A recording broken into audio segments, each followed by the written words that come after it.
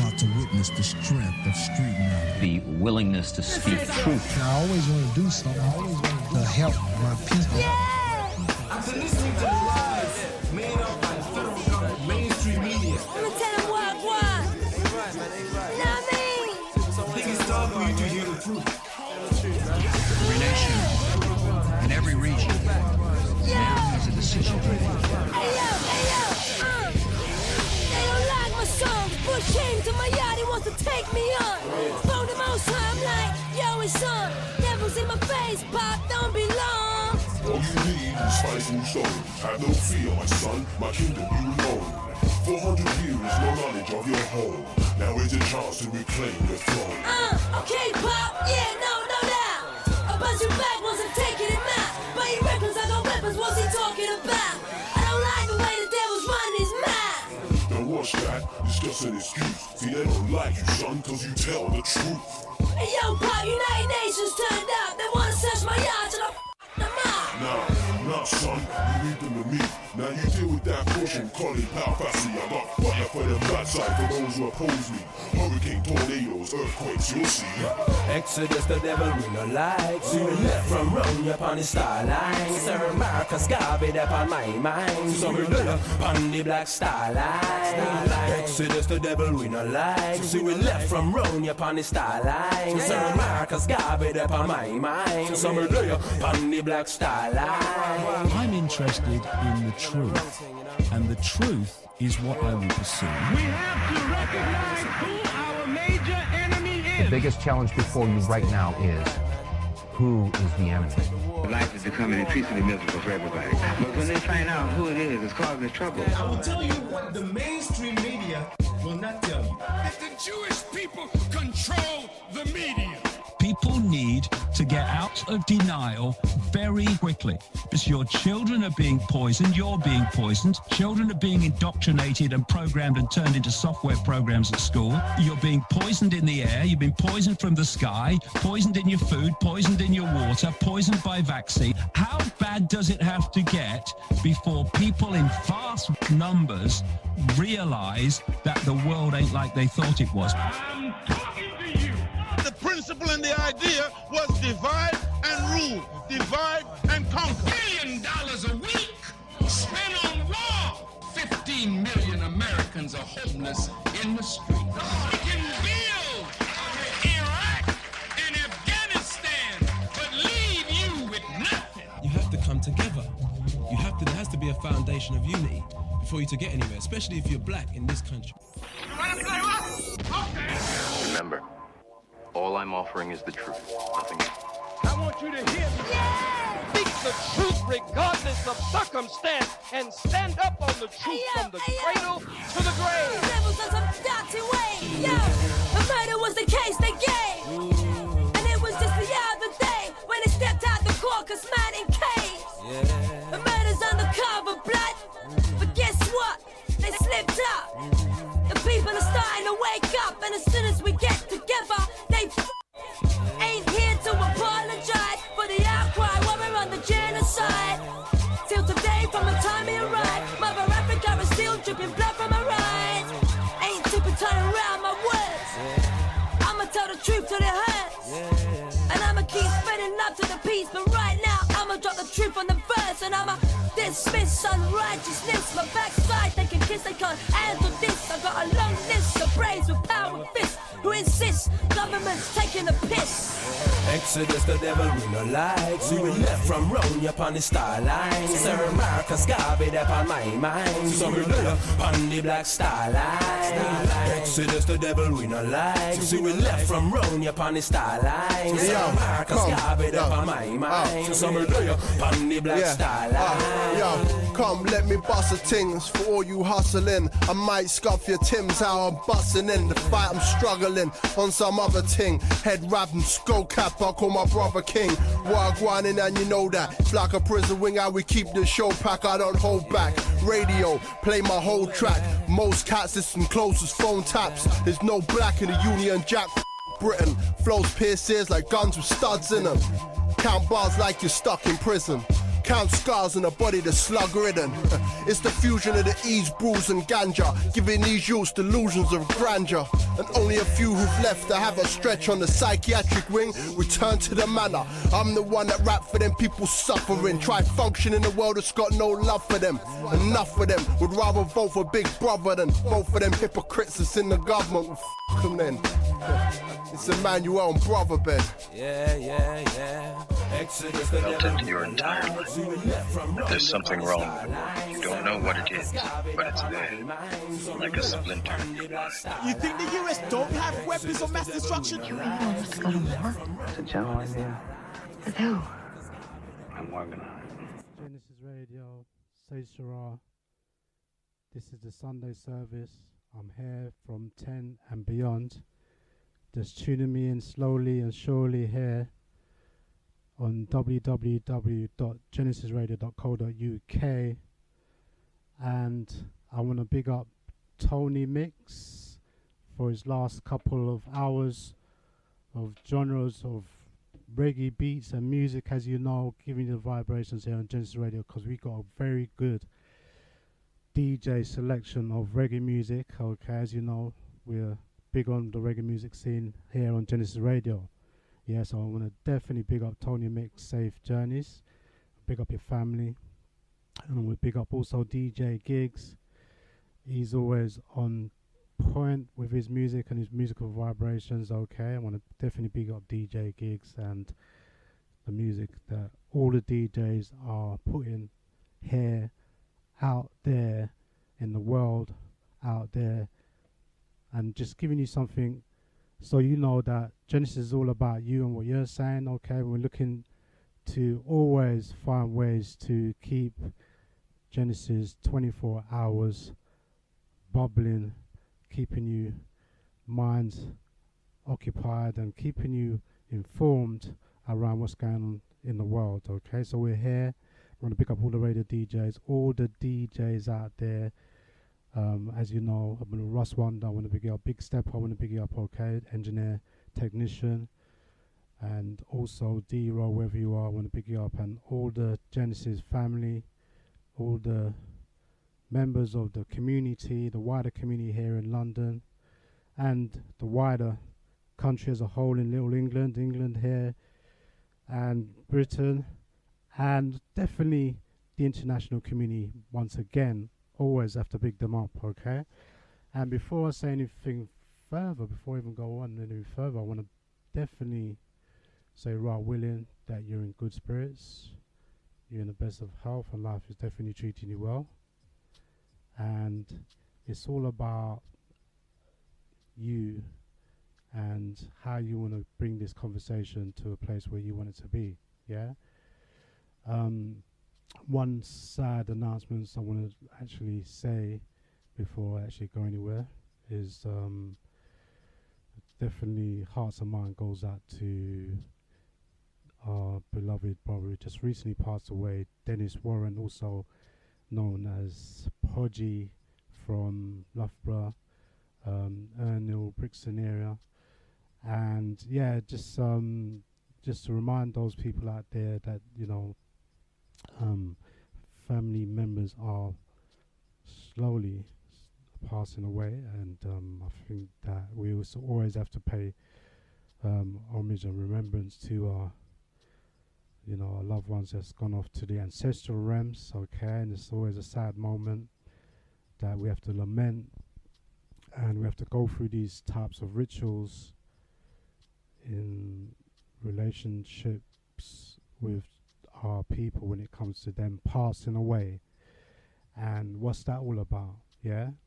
And obviously we have to be concerned, you know, how we need to be looking at ourselves in terms of when we have to come to that point in our lives, when we have to bury somebody that's close to us, okay? And it's just something that, as I think we have to learn how to grow and develop, of understanding that life is very, very short and precious, okay? And that, you know, we can't, well, we shouldn't waste a lot of time thinking about trivial things, okay, when, you know, life is so precious to us all, yeah? And I think that we need to be able to always look at ourselves as a group, as I was saying, as a collective, able to know how we need to do things together as a collective, coming together as a collective and knowing that where our responsibilities are and the things that we need to be focused on so that we can do all of the things that's in our power to be able to do. And obviously this conversations that we can have around so many different subjects. As you know, Sayshara is not restricted in terms of the kind of conversations that we need to be having around global issues and how those issues will impact on our lives, and what is it that we need to be looking to do to continue the works that our parents, our grandparents and our great-grandparents and so on have been doing, just to keep going, to keep us alive and focusing on improving and developing ourselves in every way that we possibly can. And so, like, it's imperative, okay, that we have to always look at different methods and different ways of means, yeah, and it may not, at the present moment, because I think in some of the issues that we are having as a collective, why we don't, or we're not able to sort of go forward in the ways that that we should be looking to advance ourselves as a people, and you know, we could identify what do we mean by advance, yeah? What does that look like, yeah? So what are the things that we need to be putting forward, and what is the point of it, yeah? Well, obviously we know that we have a purpose, we have a legacy, we have a duty, some of us, okay, we have a responsibility, so we understand that we have a role to play, and it may not suit everyone, the things that we are doing. I think that we have to have a balance. We have to create that balance in some ways, in ways, and we have to be able to challenge our perception and the way that we do things. All right, so let me see if I can get this call. Hold on. Genesis Radio, Sayshara speaking. Hold on, not hearing you.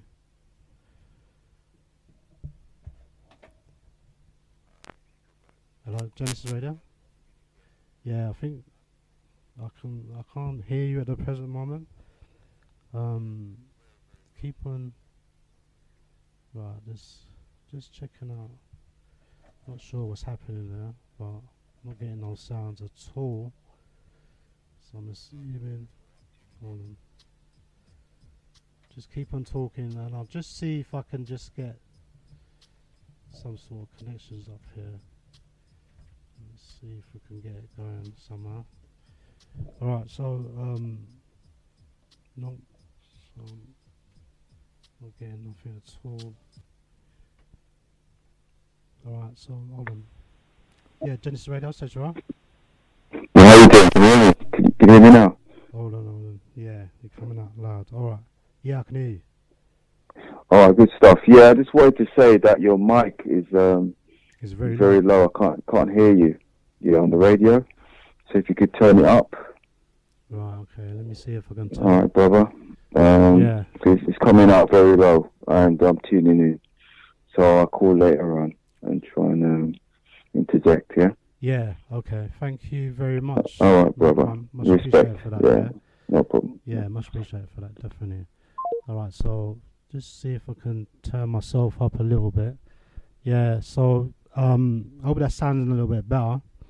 And yeah, just keep me tuned in, all right? So, you know, I'm sounding. All right. I think I'm peaking right now, so I hope I'm not too loud. Yeah, so as I was saying, that we need to be able to come together as always. Yeah, and that's the message that we need to be always focusing on. And it's not for everybody, alright? It's not every, you know what I'm saying? People don't want to like do that. I think I spoke to a brother the other day. In fact, when it comes to tuning into ourselves, okay, I was speaking to a brother the other day and I was saying, oh, you know what, yeah, we'll have a good conversation, yeah, and he was like, you know, come from Nigeria, yeah, and I said to him, bruv, yeah, you know, do you like listen to like talk conversations? And he said, no, not really. So what's happening is there's a you know, there's this mindset of people that generally they're not tuning into anything unless it's visual. Yeah, that's what's happening, right? They're not tuning into things unless it's visual. But the funny thing is, right, is that, yeah, you know, we've evolved from like a lot of stages, okay? So, you know, a lot of people read books, for example, yeah? But with this whole thing to do with the internet and these different types of technologies that's available, where it's pushing out information or messages, okay, whether it's in small bites or in big bites, okay, it's pushing out messages, so people are reading more and more, okay, than before, I would imagine, even though they may not be reading books so much, okay, but people are reading into information, yeah. But the funny thing is, a lot of, I'd say a vast amount of people are just tuning into things that they can see visually. And then what's happening is those people that should be just listening, yeah, they, in a way, they're losing out, in a way, because that's where the best information is. The best information is when you're just listening to something. You're not necessarily or generally watching a tube, okay, or some radioactive box, okay. So that's where we're at the moment, all right. And I think that yeah, maybe there's more and more people getting conscious because of the internet and these different technologies, where information is sourced from different places, okay. But the fact of the matter is it really doing anything? Is it really moving people and swaying people? Is it making a difference? Is it making people think about how they can improve their living conditions? How can they improve themselves and their environment and their families, and so on and so on, yeah? So information and knowledge is fabulous, it's fantastic, yeah? And we do need to look at, as a group of people, how that technology is being used against us, okay?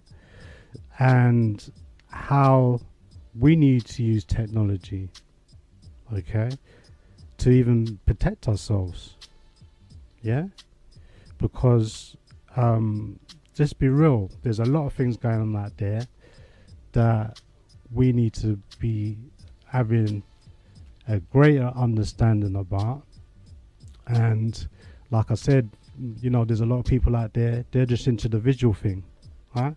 So really, they're not getting the proper nutrients and you know, the proper energy, the correct energy, yeah, to sort of move things forward in that way. I think the best kind of people are the ones that, like yourself in Genesis Radio, here, just listening, taking the time out to listen and tune in, to hear something alternative, to hear a different source of just, you know, hearing the humdrum, regular, mainstream, dribble, propaganda, propagating and inciting and instigating and, you know, doing all these nefarious things. As you know, mainstream media's got their hands right in the pie of things, and they're definitely in cahoot in collaborating with the government in covering up all kinds of manners of things. And you know, most people that's tuned into this information, knowledge, or know this sledge that's on a certain level know what I'm talking about. For all those people that don't know what I'm talking about, I might as well be speaking Japanese or Russian or some other language, because you probably don't understand what I'm talking about. And this is the thing, you see, the more I would say to you, directly speaking, the more you tune in, the more you get vibrations of understanding what I'm talking about, what we're talking about, because it's not just about me and what I'm saying, it's about the vibrations I'm getting from my people and how I'm going to transmit that, how I'm going to translate that, how I'm going to receive that information, and what's going on in the vibration, and how we're thinking and how we're feeling and how we're being affected, and all of these different dynamics that we're talking about here, why we need to even have these kind of conversations. Yeah, so there's a lot of things going on. As you know, the telephone numbers are always open here on Genesis Radio. And the numbers, you know, we just had someone test a call out. I just want to big up Mac One for that, most definitely, for tuning me in, locking in. Big you up every time. And I want to big up all those people that's putting in work out there. It doesn't matter whether it's great or small.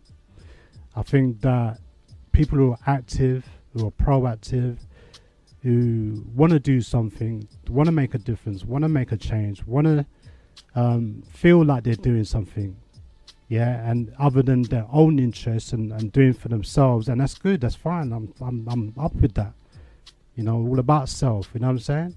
I think once you get to that level about self and get away from that selfishness, okay, then you look further and beyond yourself and looking at how can you help others and build those people's strengths up in whatever areas that needs building. And you have to use your own strength, your own energy that you have, you can muster up, you know, whatever it is, yeah, you just got to keep on going. And I think that's a beautiful thing, those people out there that's actually doing something, that you know you're doing something. And how proud you should be about that, as a fact that you know within yourself you are doing something. It doesn't matter where you are. I understand that we're divided in so many different ways, you know, with this, all the different religions and political persuasions, that we have loads of differences in terms of how we kind of look at life as a whole, how we perceive reality, yeah? So I always like to think that where we are, 2018, it's the 10th month of the year. You know, it's just a couple more months and the year's done. All right? And I think we always need to be, if I can get younger people to look at things, not just younger people, I'm just focused on young people. Obviously, I'm looking at my peers, I'm looking at my elders, I'm looking at the adults, okay?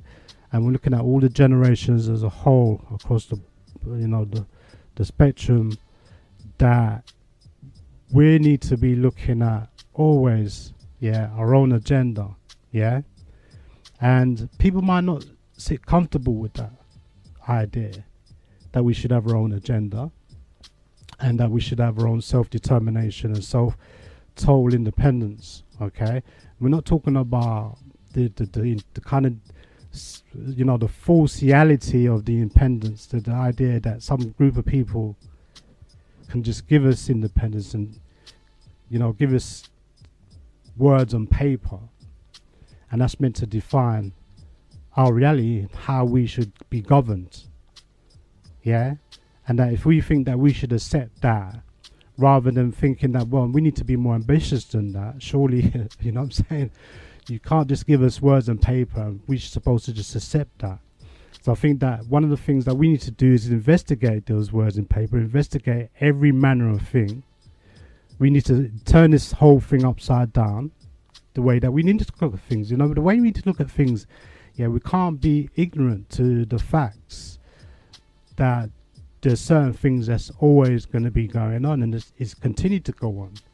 And we can deflect these things that's happening, and we can pretend and we could hide and ignore it. But the fact of the matter is that every other culture out there, they practice their own institutional racism. Do you see what I'm saying? Because they're all about their own people. Yeah?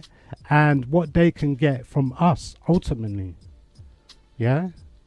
You see what I'm saying? It doesn't mean that we can't get on. I'm not saying that we can't get on as a group of people.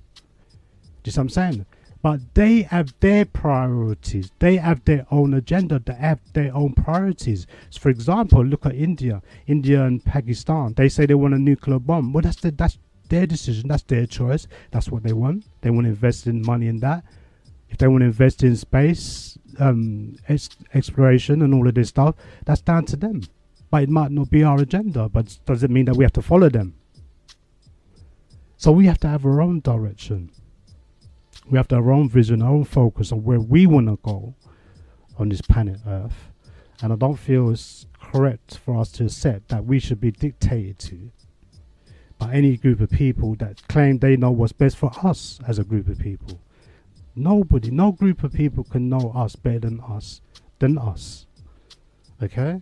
Because we know we got a certain vibration we resonate on. We know that. Yeah, but it's just maybe, because of the education, because of religion and all of these different things that we've been indoctrinated to, okay, that we've deviated so much from our original way of being that we've lost where we come from. We've kind of lost that kind of connectivity, yeah, that bonds us together to say that, boy, it doesn't matter what's going on out there or what's going on against us and all this, that we're still together. We know that we're still one group of people. We're one. Yeah, we're not all these different labels and names that they give us. You know what I'm saying? That's keeping us divided. Whether it's religion or calling you different nations. Yeah, do you know what I'm saying? All right. So look, we have our own black agenda, and generally, we are talking about reorganizing around the United Independent Compensatory Code / system / concept. You know what I'm saying? Referred to as a code. That we have our own code. We have our own code of conduct. How we behave, how we go about doing things, how we do business. More importantly, yeah, because it's the business environment. It's economics. It's all about the monetary system. It's what's the real crux of the issue that we're having. Okay, and one of the things that is so manipulated against us, okay, and that it's become such a tool to be or whip us into how we need to be as a group of people in the way that we need to be able to go forward and advance. We're not able to control the monetary system in that sense, okay? Do you know what I'm saying? Or have any sort of what some people could say fair grounds, or that we can have like some people say an equal footing, yeah, so to speak, okay? But obviously the group of people that make the money, okay, just think about it, yeah, the people that's going to make the money, they're just going to find a way to use it for their own advantage, of course, isn't it? Don't you think so? Or you think that maybe you think that, I don't know, maybe some people think that we live in a fair world. I could be wrong. Sayshara could be told wrong. We don't live in we don't live in an unfair world. The world is so fair. There's nothing wrong with it. It's perfect. Okay, maybe I'm wrong about that. Yeah, maybe we've got bad leaders. They don't know how to manage their economy, or they haven't learned, or they don't have the skill. They don't have the professionalism. They don't know. They have the know-how. They don't have the infrastructure. They don't know how to construct, how to actually thrive. Use the term thriving. They don't understand. Maybe that they don't understand the whole concept of thriving, what thriving is, rather than that we're having to strive. Yeah. So maybe it's just down to us. Maybe it's the problem is us. We're just not really pulling our weight around this whole thing. Yeah. And that we're making 1,000,001 excuses why we're not going forward. Yeah, because we're not using the system effective enough. We're not using the tools that's there. If one group of people can use them tools and benefit from it, what's stopping us? Yeah? That's what I'm saying. So it's either we're with the system, we're going to work with the system, or we create our own system. Okay? And if we are going to work with the system, right, what is the best way to work within the confines of this system, the way this system is all set up, taking into consideration that a lot of the things that we need to be doing within the system we don't control. And this is one of the issues that we can debate about this for years, okay? And I'd say this it's not even really debatable. That, you know, if I say, you know, I'd love to, we can have this conversation, people can phone me up, but we don't really control anything. That's what I'm trying to say. You know, we don't control anything. That's what I'm saying. So I like I said, I could be wrong again. Yeah, you might find something that we control. If you do, please phone me and let me know, because I'll be interested to know, and I'll be happy to agree with you, accept what you're saying. You know what I'm saying, and then we can move forward. All right, but I'm just trying to just look at things where I just want us to benefit. I'm looking at how can we benefit from the things that we are doing, okay, as a group. Because if we're working, what are we working for? Yeah. And so, you know, yeah, we're working as individuals, you know, we're working to better ourselves. I understand that. Yeah. And we've been doing that clearly for the last couple 100 years, and there's no doubt about that. But what I'm talking about is that if we all agree that we're going to accept using the system the way it's all set up, okay, and we don't want no major changes, and you know, we just accept everything is as it is, that which is what most of these leaders are doing out here.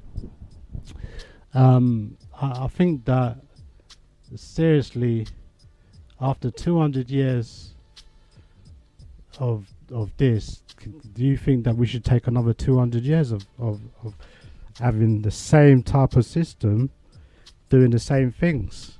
Are we, I mean, can anybody even project how we're going to look in the next 50 years as a group of people?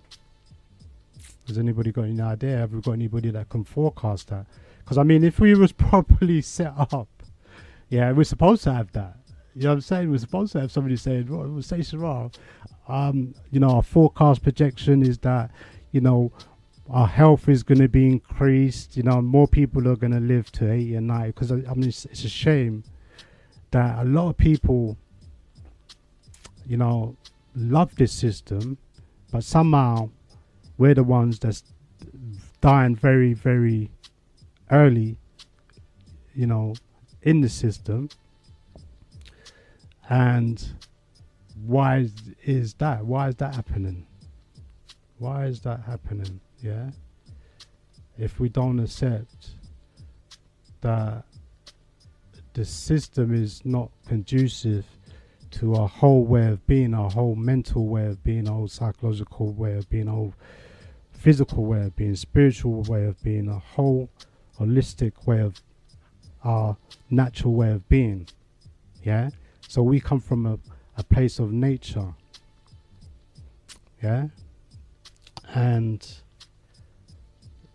it's like we have to go back there. We have to go back to there. Yeah. If things ain't working within this system, which is a system that in its own way has advanced, it's advanced in so many ways. Okay. But within all that advancement, are we advancing? are we advancing? And what does advancement supposed to look like when we're saying we're advancing? What does liberation supposed to look like? Yeah? We've got to be real. We can't be saying we're independent. Yeah? And we're not living a healthy, fruitful life. I think that's the ultimate thing that we need to be looking at. Yeah? And, you know, once again, I always talk about that we need to control our own agricultural system. That's the least thing. That's the minimum. Yeah? And if we can't do that, and if the system is against us for doing that, and they're trying to tamper or interfere in us, which is what they're doing, what a lot of people don't see, yeah? They're manipulating how we do business. They're manipulating how we transport and import and export our products, our goods, our foods and things like that. Yeah? Or they're gonna find ways to force you to buy their foods. This is one of the things that's happening right now. Yeah? They're gonna find ways to stop you from farming your own foods that's going to give you long life. Yeah, because in comparison, and I'm sure some of us who are adults or are elders, okay, have had these conversations, okay, that our parents, my parents' generation, okay, they're outliving my generation. That's, you know, we're talking about the people that's in their 70s and 80s. They're outliving my generation, which is in you know, the 50s and the 40s. Do you get what I'm saying? Yeah? And we got to look at that. We seriously got to look at that. We can't be in this country and saying that we're having a whale of a time and everything's all right. Yeah? And, you know, some of our people are being buried in their 40s. Or you find that, you know, this is not for everybody's cup of tea, this kind of conversation, but the fact is, yeah, that some of our people are getting to 40s and they're walking around on crutches and things like that. Yeah, we're supposed to be running around, you know what I'm saying, to when we get to our 70s, surely, and 80s. Because if you look at our people in the Caribbean, you know, being Jamaican, that people's living there to hundreds and, you know, 70, 80, 90, no problem. You know what I'm saying? Yeah? But then, yeah, you know, people's going to say, well, yeah, there's other things going on in the Caribbean that we need to be looking at. And that's true. Yeah, there's so many different issues that we need to be looking at. Yeah, in terms of when we're looking at the, what you call the mortality rate, the death rate of our people. Okay? So last week was kind of interesting. We talked about a few things anyway to do with us as a people and the things that we affected. You know, it's amazing. 2018, I think the last thing I was talking about is if we're supposed to be independent, right, and the African Union, yeah, the so-called African Union that represents all the leaders in Africa, they're telling me with all the minerals and all the gold, diamonds and all that stuff that the Europeans are just lusting after, you're telling me they couldn't build their own building. This is 2012. This is the independence that's gone. It's gone potty. It's completely bonkers, isn't it? Really, isn't it? Can somebody tell me, how do you explain that? How do you explain that? How does China get the opportunity to even do that? You know what I'm saying? It doesn't matter how much China's got, how much money they got, or how much they can do from what they can't do. Right? It doesn't mean that because they got the money, they're waving a big fat check in their hands and all of this stuff, that you have to bow down to that. Do you see what I'm saying? This is the weak leadership that we're talking about. Do you get what I'm saying? This is the weak leadership. That's evidential. Without question. Yeah? what I'm saying? You're never going to get anywhere if somebody's going to build your own castle. How's that going to work? And then when they built it, they put all kinds of bugs all over that place, man, spying you like crazy. Of course they're going to do that. Of course they're going to do that. And they don't even talk about that. They're not even talking about that. Yeah? Why? Because they've got some plan where China's going to invest $60 billion. So they keep their mouth shut. This is what's happening. You're talking about these nowadays leaders. They're not looking at the future. They're looking at what they can get right now.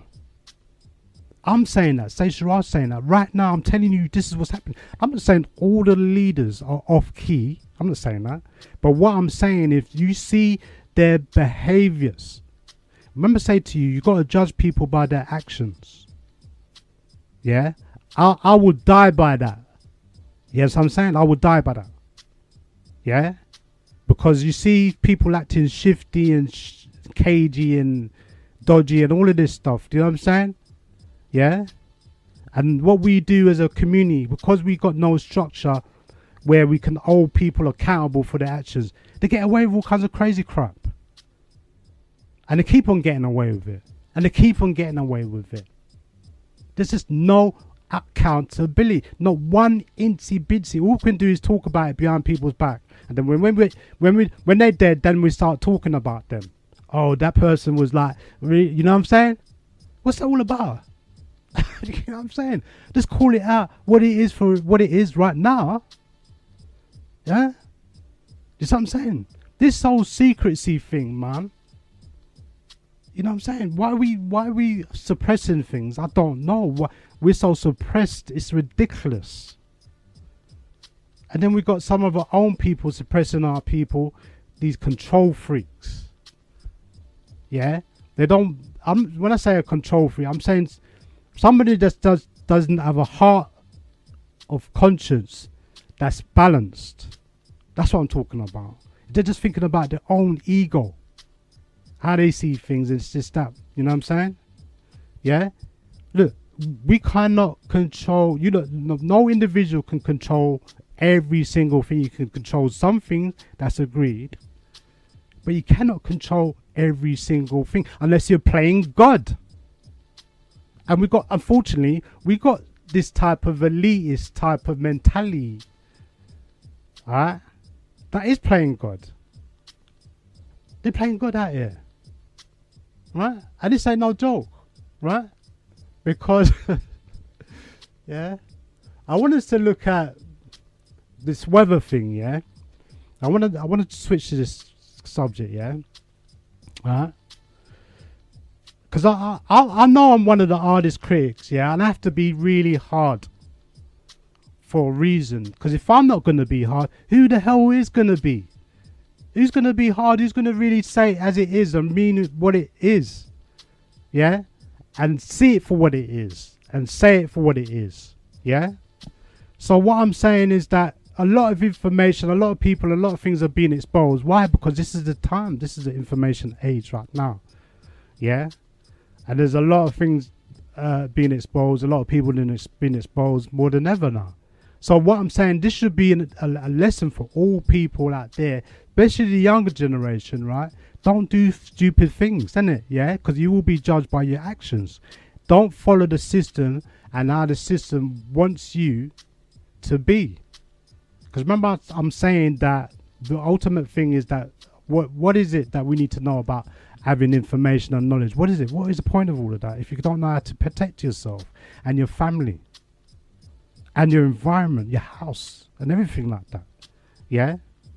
And that, you have a greater understanding of how to deal with certain things, dealing with certain situations, dealing with certain problems. You have a certain knowledge of thinking of how to analyze things. Yeah? And, every single thing in life generally is going to help us. Yeah, like I said, to understand how the system operates and functions. So you get to understand how the system gets you to operate and function. We'll all be manipulated. We'll all be manipulated from birth. Okay? They manipulate every single thing. Alright? We're literally born like robots. The only thing is that we're not like got a chip in us yet. See what I'm saying? But the way they program us and brainwash us and indoctrinate us and miseducated us and disinformation us and all of this stuff, okay, yeah? It's designed so you accept the system, so you follow the system, okay? And you get absorbed by all of that, yeah? And so you just become what, is it Michael Jackson did in his Thriller?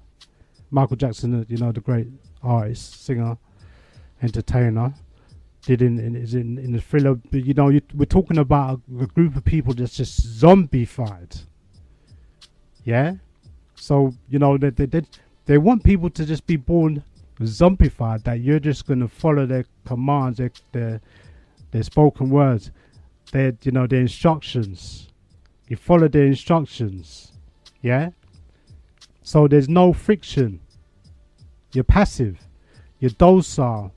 You're like a vegetable, right? Because they don't want people to resist the system, especially us as a group of people, because we got a lot to give, yeah, or a lot for groups to take. What we have so much in abundance, okay, that most groups of people don't look at us. Sometimes I don't think people see the way that people look at us, how they perceive us. We don't see it. We don't see it. Yeah, we might go to a country and have a holiday and it's all nice and all of that stuff, right? But you don't know what's going on behind closed doors, behind the scenes. Yeah? They're just lusting after whatever you got. Lusting. Yeah? You see what I'm saying? So they can take what you got. Yeah? Because ultimately, what we're actually fueling this whole system, generally speaking. We're fueling it. We've been fueling it. And continue to fuel the system. Yeah?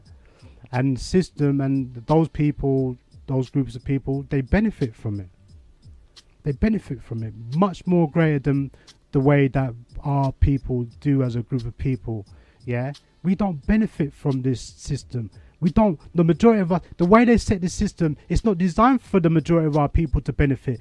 They just set it up so that there's a few of the what you call the bourgeois, petite, black elite. They've created that buffer zone. They've created that. So the leaders, some of the activists and all of this stuff, okay, goes right down, innit? Have been infiltrated in that sense. Yeah? So we need to be looking at, like I said, the things that's controlling us, okay? Now, they're using a lot of technology. Some of the things are so far-fetched, yeah, you're going to think that I'm some sort of conspiracy theorist, yeah? But that's not the case, yeah? That is not the case, yeah? The fact of the matter is that, I like a conspiracy theory, and we'll look at some of these things, yeah? We're definitely going to look at some of these things, yeah? And pay attention to some of these so-called conspiracy theories, okay? And I want us to look at, one of the things I want us to look at, I'm looking at this whole thing to do with the weather, yeah? I think even here in this country here, this little country here, little England, yeah? It's kind of weird, the weather. It's even this week, alright? We've had rain, sunny, cold. We've had an assortment of weathers. I don't know about you, yeah? But I'm a real skeptic, innit? I'm a real skeptic. I'm sorry, but I am. I'm really skeptic, okay? So excuse me if I come out with stuff that sounds way out there and far-fetched, yeah? But I think some of us have come a long way from the so-called indoctrination and the programming, and that we realize that all our lives we've been lied to about all manners of things. Yeah, they use so many tricks, man. It's ridiculous. Okay, they use so many tricks to trick us, to deceive us. Okay, that you got some people. Yeah, some people don't trust governments no more. They don't trust them. Yeah, because they realize, okay, all government does is just use people for their own personal means and gains. They don't really care about people. I'm putting this as a whole, yeah, across the globe. They don't really care about people. Yeah, they'll use people. There's you see, the class system that we're actually living in, okay, it's so deep that a lot of people just don't understand it. They just don't understand it.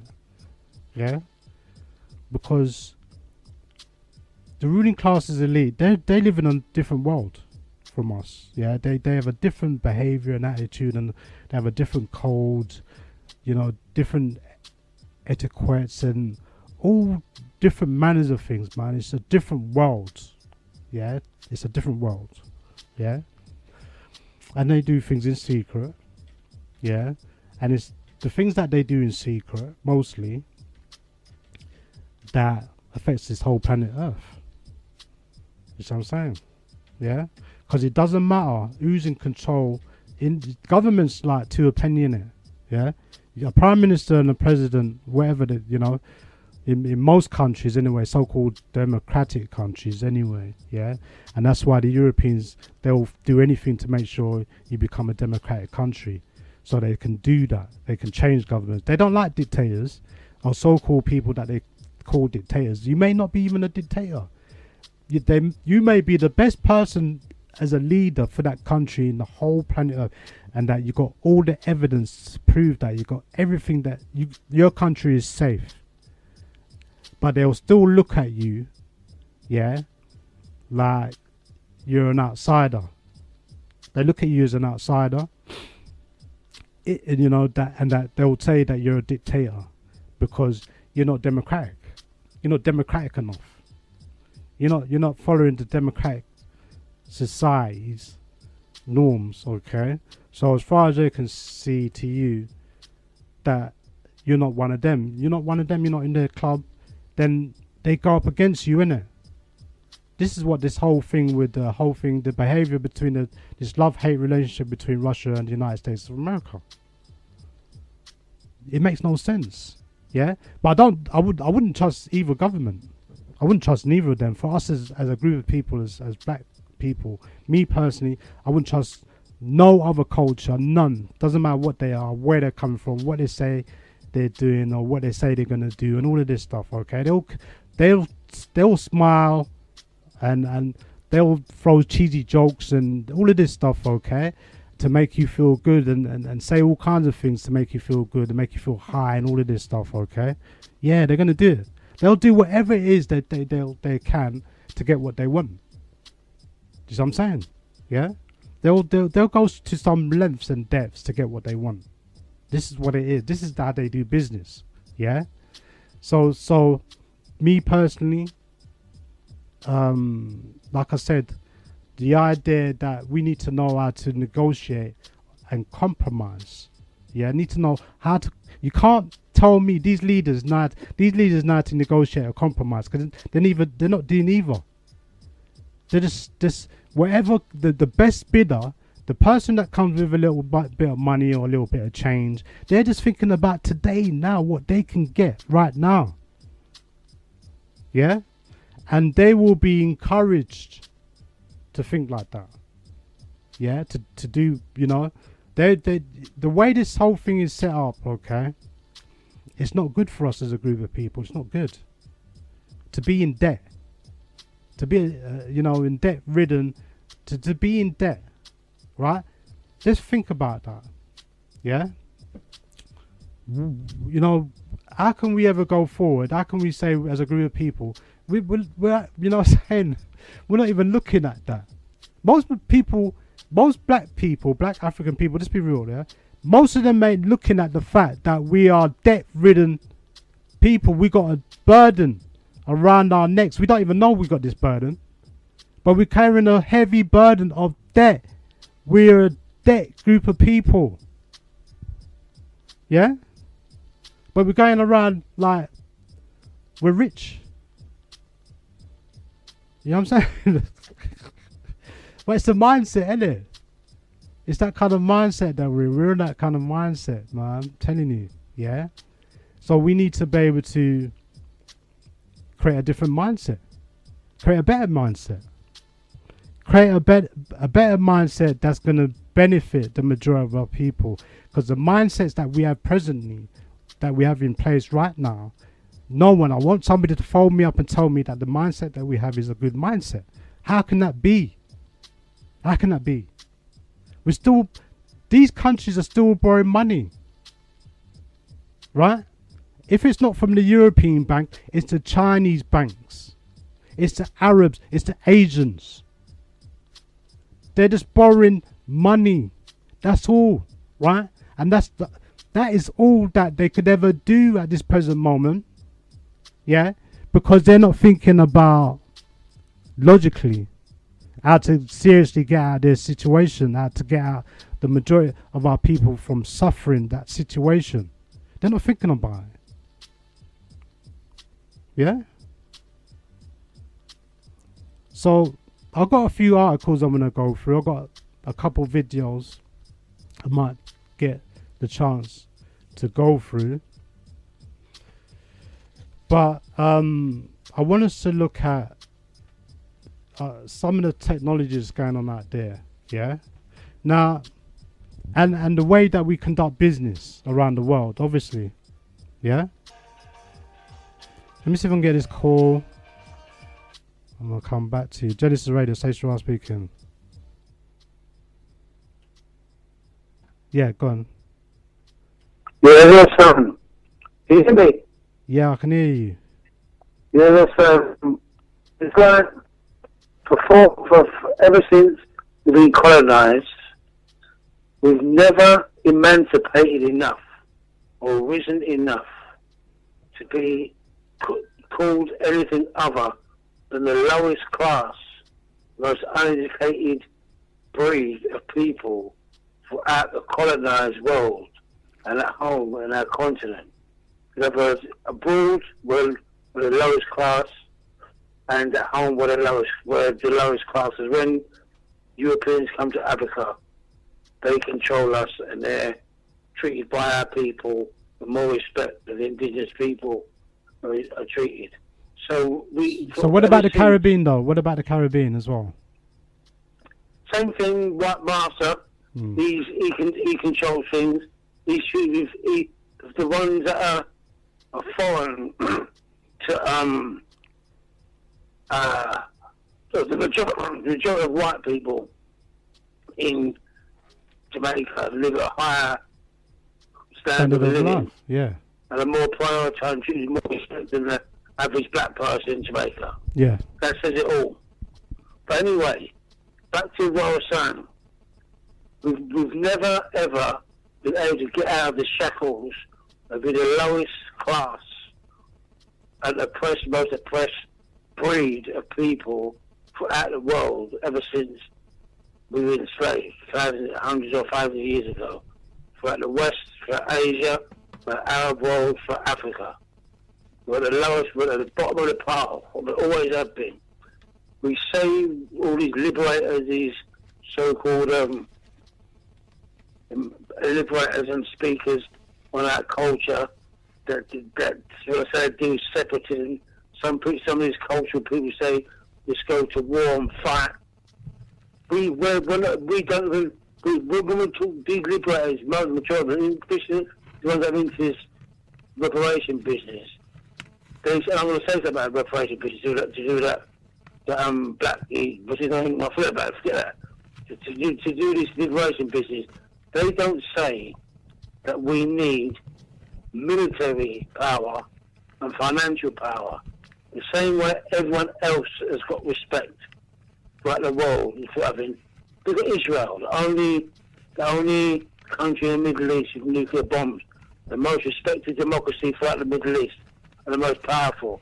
Look at India and Pakistan in Asia. Look at India. They say India is the most powerful, up-and-coming and biggest democracy in the world at the moment. They've got nuclear bombs. Look at Pakistan. The country that India fears, the next door neighbour, and the country that know everyone's American, all them, learning the Taliban's there and Bin Laden's there. They're scared to attack the government. Why? They've got nuclear bombs and not much money. But the ones abroad, the Pakistan abroad have got a lot of money. So they'll go to Europe and get jobs, earn a lot of money, send it home, and go and build big mansions and a rich life and loads of wives back in Pakistan. But anyway, we don't sing. When you talk to liberators, they say, "Oh, we don't need money." Liberation ain't about money. We don't want to fight for power. Because in the case of Mandela, when he was on a military struggle, he was in an arms struggle. Nelson Mandela in South Africa, they respected him.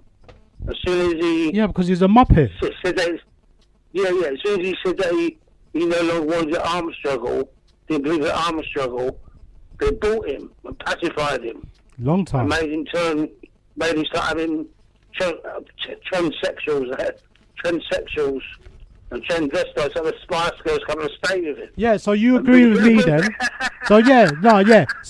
So brother G, you agree with me? They used him, yeah?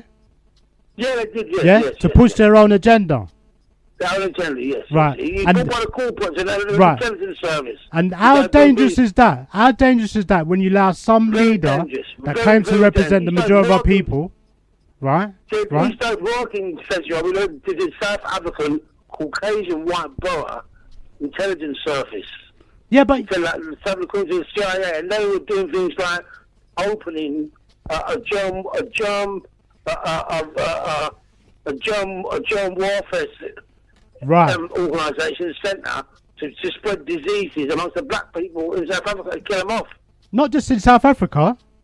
In South Africa, yes. No, sorry. Let me stress back. Yeah, what you're talking about, this eugenics program, right? Because I think last week we touched on the whole thing around fertility rates, yeah, and how the fertility rates in comparisons to European is going down, yeah, and that we summarized that, you know, all these different like transgender transformation, all this type of stuff is gonna go towards the lowering the fertility rate. So why are they doing it? Yeah, but then but they're not only using that. We know they're not only using sexual behaviors or deviant sexual perversion. Using germs and all. Right, perversion. Yeah, sexual perversion. Yeah. Perversion. Perversion. Yeah, perverted. Sexual behaviors I'm talking about. Homosexuality, lesbianism, bestiality, right up to bestiality, because they want to bring all that. Yeah, bestiality too. Yeah. Right. Back in the 80s, South African white businessmen that knew my family said the South African people, the white ones, are getting into a new craze of necrophilia, which is having sex with dead bodies. Well, that's what they said about Jimmy Savile. What? Right? Huh? You said he's dead bodies. Yo, bro. Yeah, you gotta go deeper into that stuff, man, to know that. Yeah, no, these people, right, we're talking about, I don't know, I can't say that for everybody, yeah? But what I'm saying is, yeah, I think we touched on it last week about there's this Greco-Roman behavior that's been rehashed or been, you know. Yeah, the Roman Empire, yes, and the Greek Empire, yes. So they're bringing all that stuff, because you mentioned about Caligula and all of these people where they do everything out in the open now, right? Yeah, right? Yeah. So what I'm saying is, yeah, they're changing the way people look at sex, right? Yeah, they are, yes. Right? Do you know what I'm saying, yeah? They have done, they've succeeded. Huh? They've succeeded. Well, not completely, not entirely, but what is happening is gaining ground. Yes, I agree with you. It's gaining ground because... If they're saying that in schools, boys are allowed to wear skirts, and then the schools that don't comply with boys wearing skirts in school, and saying they want to be and wear makeup and carrying bags, that the school will be penalised, be dealt with by the authorities. Yeah. They don't accept it. Yeah, because there's an argument... And the parents will be attacked by the social services if they don't allow their boys to wear skirts at home. Yeah, because girls. You touched on something again that I think there was a big controversy this week, where it blew up. Yeah, I don't have the information to my hand, right? But maybe somebody could remind us, all right? But yeah, there's some big argument with some family with the same sort of situation where that some school was saying that they're encouraging the boys to wear some dress, right? And basically, you got these so-called people who claim to be like protecting children, yeah? You know, these child right people. These child right people, they'll come in and they start buffing up their chests and bigging up, and then they start reading some whole heap of stuff to you, yeah? Telling you, look, right? This is the reason why children need to be protected about their gender if they want to change their gender. They try to rationalize it for the parents. Yeah. So now you got like it's like they're using these different groups and organizations, okay, yeah, to go against the parents. Yeah. Do you get what I'm saying? You get what I'm saying? Yeah. You get what I'm saying? They're trying to bring it to Africa and the Caribbean. Well, that's what I'm saying.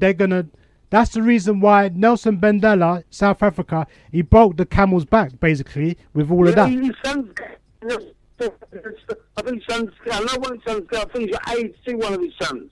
Yeah, that's what I'm saying. I think it's been mentioned before, but what I'm saying is, that's something, that's their personal issue, whatever that is, but us, you know what I'm saying? What a man wants to do, that's what he wants to do. That's something that we got to say to them, because now they're going to try and find a way. They're saying that you can't even diagnose. They're trying to defend all that now. They're trying to find a way. The movement is trying to find a way, that you can't even. They're going to say that it's like, you know, like anti-Semitism, like you can't even tread. You got to tread very carefully on eggshells and all that. It's the same thing they're going to come with the homosexual, gender, transgender issue. And all of this stuff, they're going to come with the same thing.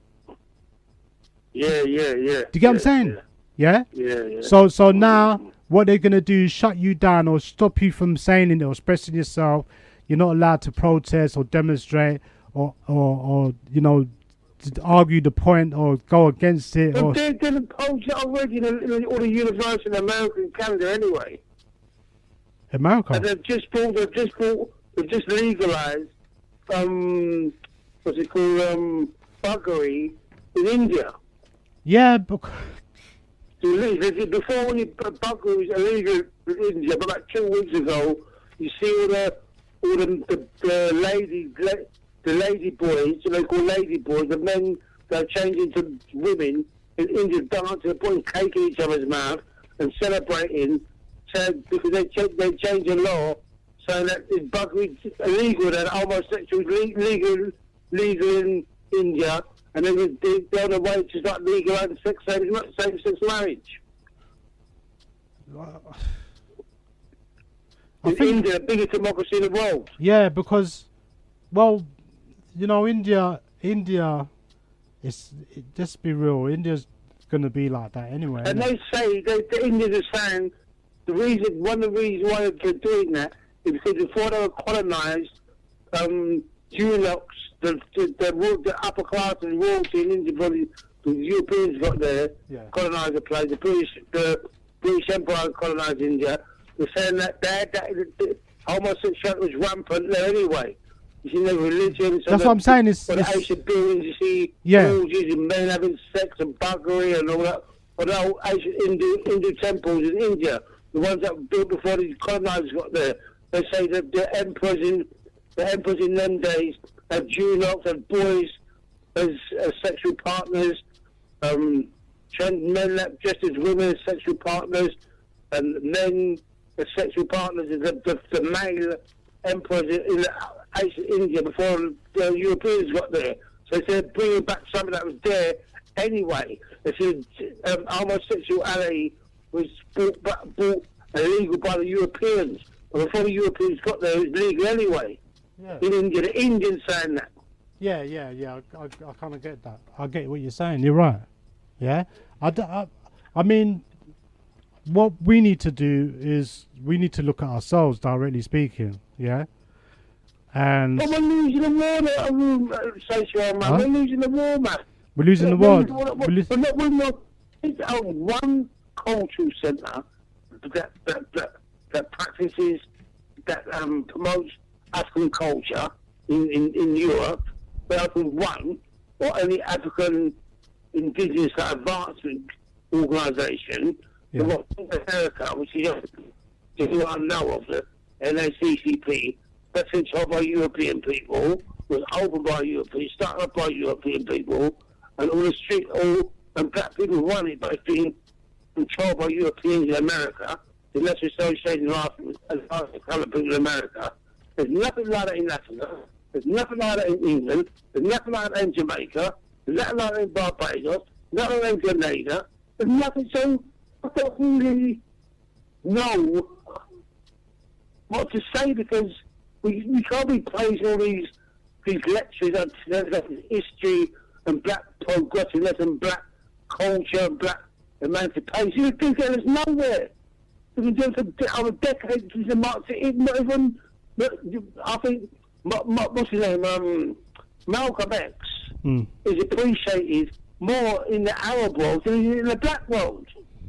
Yeah. He's promoted and appreciated by men with them boys in the Arab world. But even Malcolm X turned out to be a fool, because the later Islam, Malcolm X, Farrakhan, which is Malcolm X's mentor, is going to read funeral talking at, and she's a bloody man. She can't miss that. Yeah. Look, that thing, the whole thing to do with this whole Me Too business, okay, and all of this stuff that's going on out there, with this, all these manners of sexual allegations and accusations and all of that, okay, it's just what that it's just. All on YouTube. It's been brought down on YouTube. Go on YouTube and look it up. It's all to transgender creatures. Look it up. It's all of them. What's that? Lauren Hill. Yeah. Yancey. David Chapman. Joe and I were trading. What's her name? The one that got Diamond in the Sky. What's the Diamond in the Sky? Yeah, now. All Beyonce's group. All of them are all like that, man. Lisa Franklin. They're all like, they're all not funny women. They're all men that have sex changes, man. Well, all of them, it's gone crazy. It's a lot of the male rappers are women too. They're not male rappers, they're women. They're saying that the only way you can get famous in America than Hollywood is to change your sex.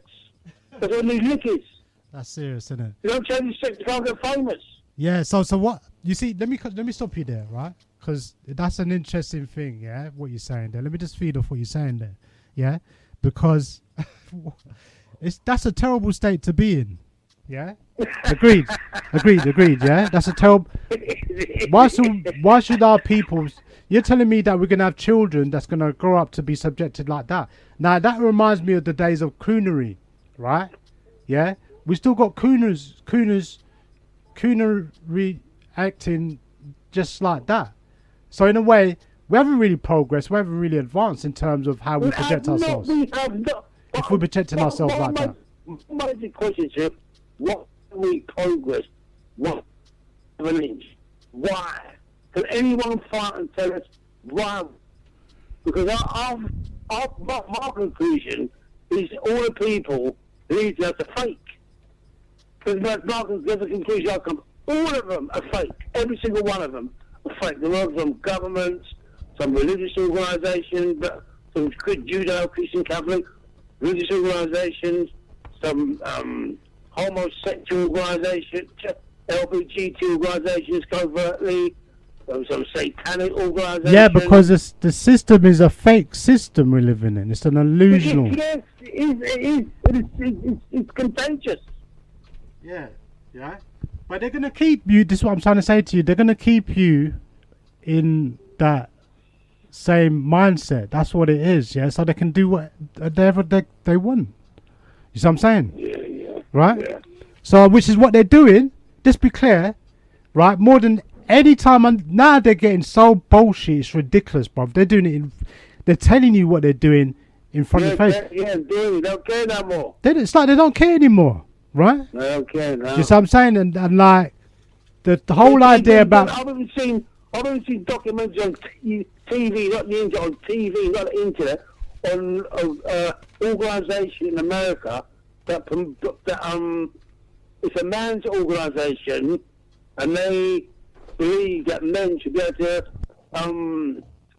have sex with adolescent boys. And she marching with young boys with 8 and 10 and 12, and men marching, holding hands with them, and marching, all dressed in leather, white men, all white. Marching in America, saying that it's an organisation believes that men should be able to have sex with young boys. Right. And then no one been arrested. Right. So you say that they don't care no more. I say, they're not hiding it. They're not hiding it, man. Well, I kind of will touch on that, yeah? I want to do a subject on that. Don't worry, I want to get back to it. You missed it, yeah? But remember... You did do one. Right, yeah, but no. You see, I done one prior to that for a couple of weeks. I think I've done a symposium, yeah? And basically what I realised, just to let you know, what I realised is I made a big list. I call it the big issues, okay? World crisis, right?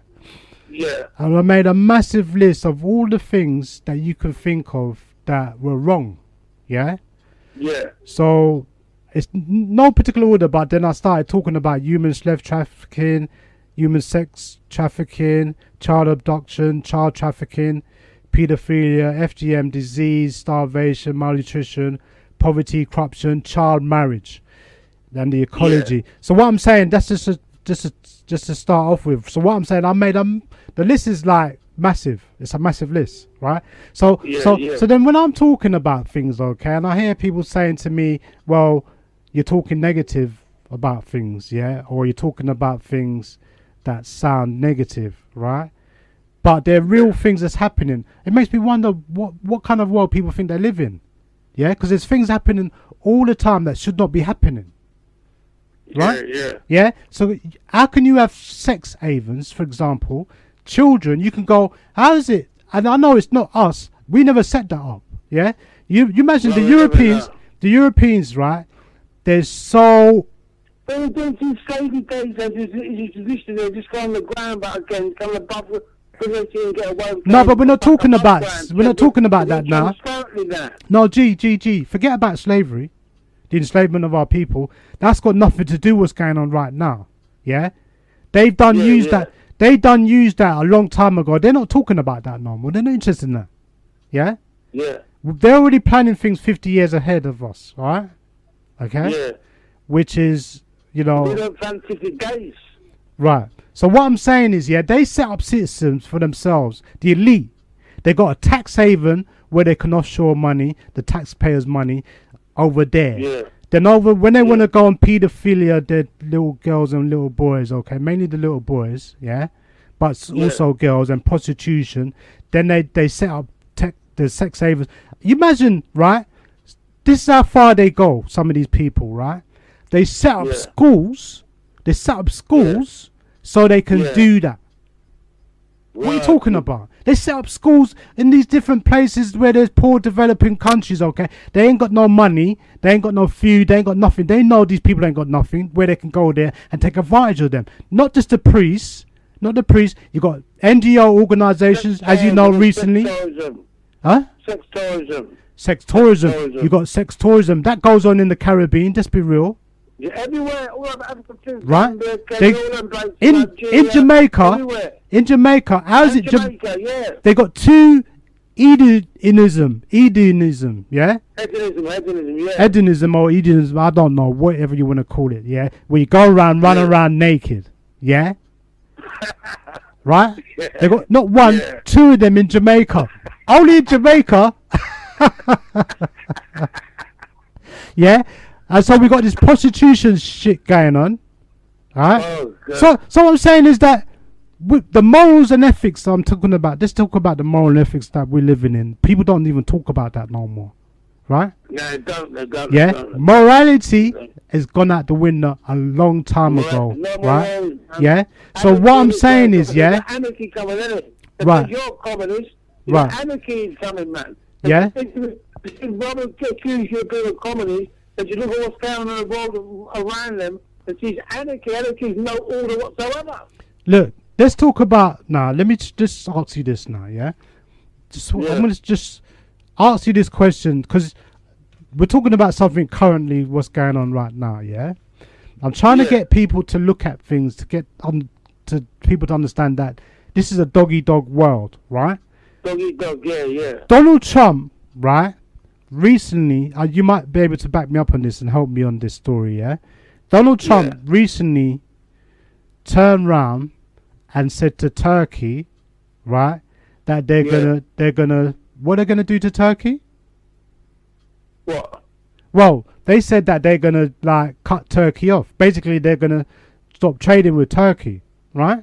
Because Turkey says they're buying some, I don't know, some. Oh yeah, and aircraft missiles from Russia. Right, yeah, and there's another country that's doing it as well. I can't remember. India. It's the same thing India, but India done it. Right, so you tell the audience. You tell the audience what is Donald Trump saying. What's he saying? Yeah, I'll tell you what he's saying. Yeah, what's he saying? He's saying, yeah, that you can't buy Russian weapons of mass destruction. Yeah. Yeah. Because you're supposed to be buying it from me, from us. That's right. Yes, that's right. Yeah. Yeah. So now they become outcasts. They're not allies anymore. You see what I'm saying? Not allies. If you go against them, this what I'm saying about the morals and ethics. There ain't no moral and ethics, even if you look at the top level political arena, right? Superpowers, yeah. The superpowers. That's about money, isn't it? Right. And control. Let's look at the superpowers, yeah. Because what I really wanted to touch on and talk about, yeah. Because I don't know how you feel about that, yeah? But you know that there's this whole thing to do with the war thing to do with the weather, yeah? Yeah. Now, I've been looking into this, yeah? It's a big, deep subject, right? And what I realised... The Nazi people, the neo-Nazis and the Ku Klux Klan people, the anti-Semitic people, it's the Jews doing it. It's rubbish. Right. So America more like this. Yeah. So what I'm talking about, yeah? What I'm looking at, we're looking at advanced technology, yeah? Yeah. And, you know, yeah, you just touched on about Russia with this new, they got some spectacular anti-defense. Yeah, and aircraft. Anti-aircraft system, yeah? That's meant to be more sophisticated. They shoot down the aircraft, they shoot down the bombs so far from above. Right. You take out the bombs. Yeah. There's level of on the ground with one of them Russian machines, and someone shoots a missile from an aeroplane in the sky. Yeah. The missile, you shoot up the missile to take out the bomb before it hits the ground. Right. Yeah, that's what I'm talking about. That's a defense tactic. Yeah. Definitely. Yeah. Syria's got one too. Syria. Yeah, give one to Syria. Give one to... Right. So that's what's probably saved Syria's bacon then. Yeah. Yeah, that's right. Yeah, but you notice with all these wars that's going on, right? A lot of people are dying every day. You know that, isn't it? Yeah, no, I'm not talking about it, are they? Right. There seem to be smothering all the bad things, all the genocide that's going on in the world, all the immoral, wicked, and genocide and exploitation of black people, abuse of black people going on in the world, with all these sex stories about Kavanaugh and Weinstein. Yeah. They think anything that covers, they're using them things that covers. So the feminists, the white bitches might be in this conspiracy, helping places like America and Europe hide the real dirty deeds, what they're really doing, but all these women stand up all over the world and blinding all of the real news is stripping us about men having sex 30 odd years ago and making sure every radio station talks about it, every news station talks about it, every show for weeks on end. Yeah. So the feminists are in on it, isn't they? The feminists are in on it. We're helping them. Helping Europe and America do that. The feminists are women that the so-called Me Too feminist organisations that are promoting promoting, yeah. 30 odd years ago sex crimes. Yeah. They're helping Europe and America camouflage the real dirty things that are going on, the real genocide, exploitation of robbing and feeding, the power really going on. What's the hidden? These sex stories. Yeah, you need sex to. Stories are blindness from everything else. Yeah, that's what I'm saying. Yeah, look, right. You see, like. You can't just none of them Sayshara, man. You see, none of these people, man. Yeah. We're part of the conspiracy. Yeah. Against the world. Against the truth. Right, slow down. You're saying that the women are what? Part of the conspiracy towards the truth. Right, some of the women, really let's put things into proper context again, right? Some women, but very few of them, right? Because we live in a, as you know, patriarchal dominated societies, yeah? Yeah. Right? So what I'm saying is that let's talk about this, like I said, I'll give you an example about how people conduct themselves doing business. It's all about business, yeah? Money. Right, so we just give an example about Donald Trump, right?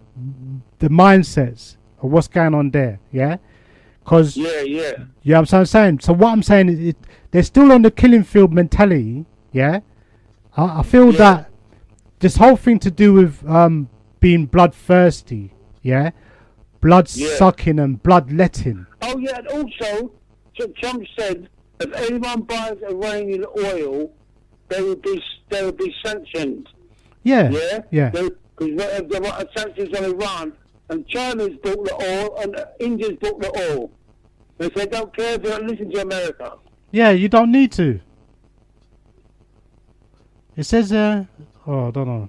So what I'm saying is, that it's obvious to me, for anybody that's got any, sense in their head, they would know that these, the European leaders, they have their own agenda and they stick to it, right? They stick to and join and do it collectively. Right, and they do it collectively, okay? So to me, all this divide within us, okay, is stupid. It's dumb. Why we thinking so divisive, okay? When we need to be thinking collectively. People are breaking us up.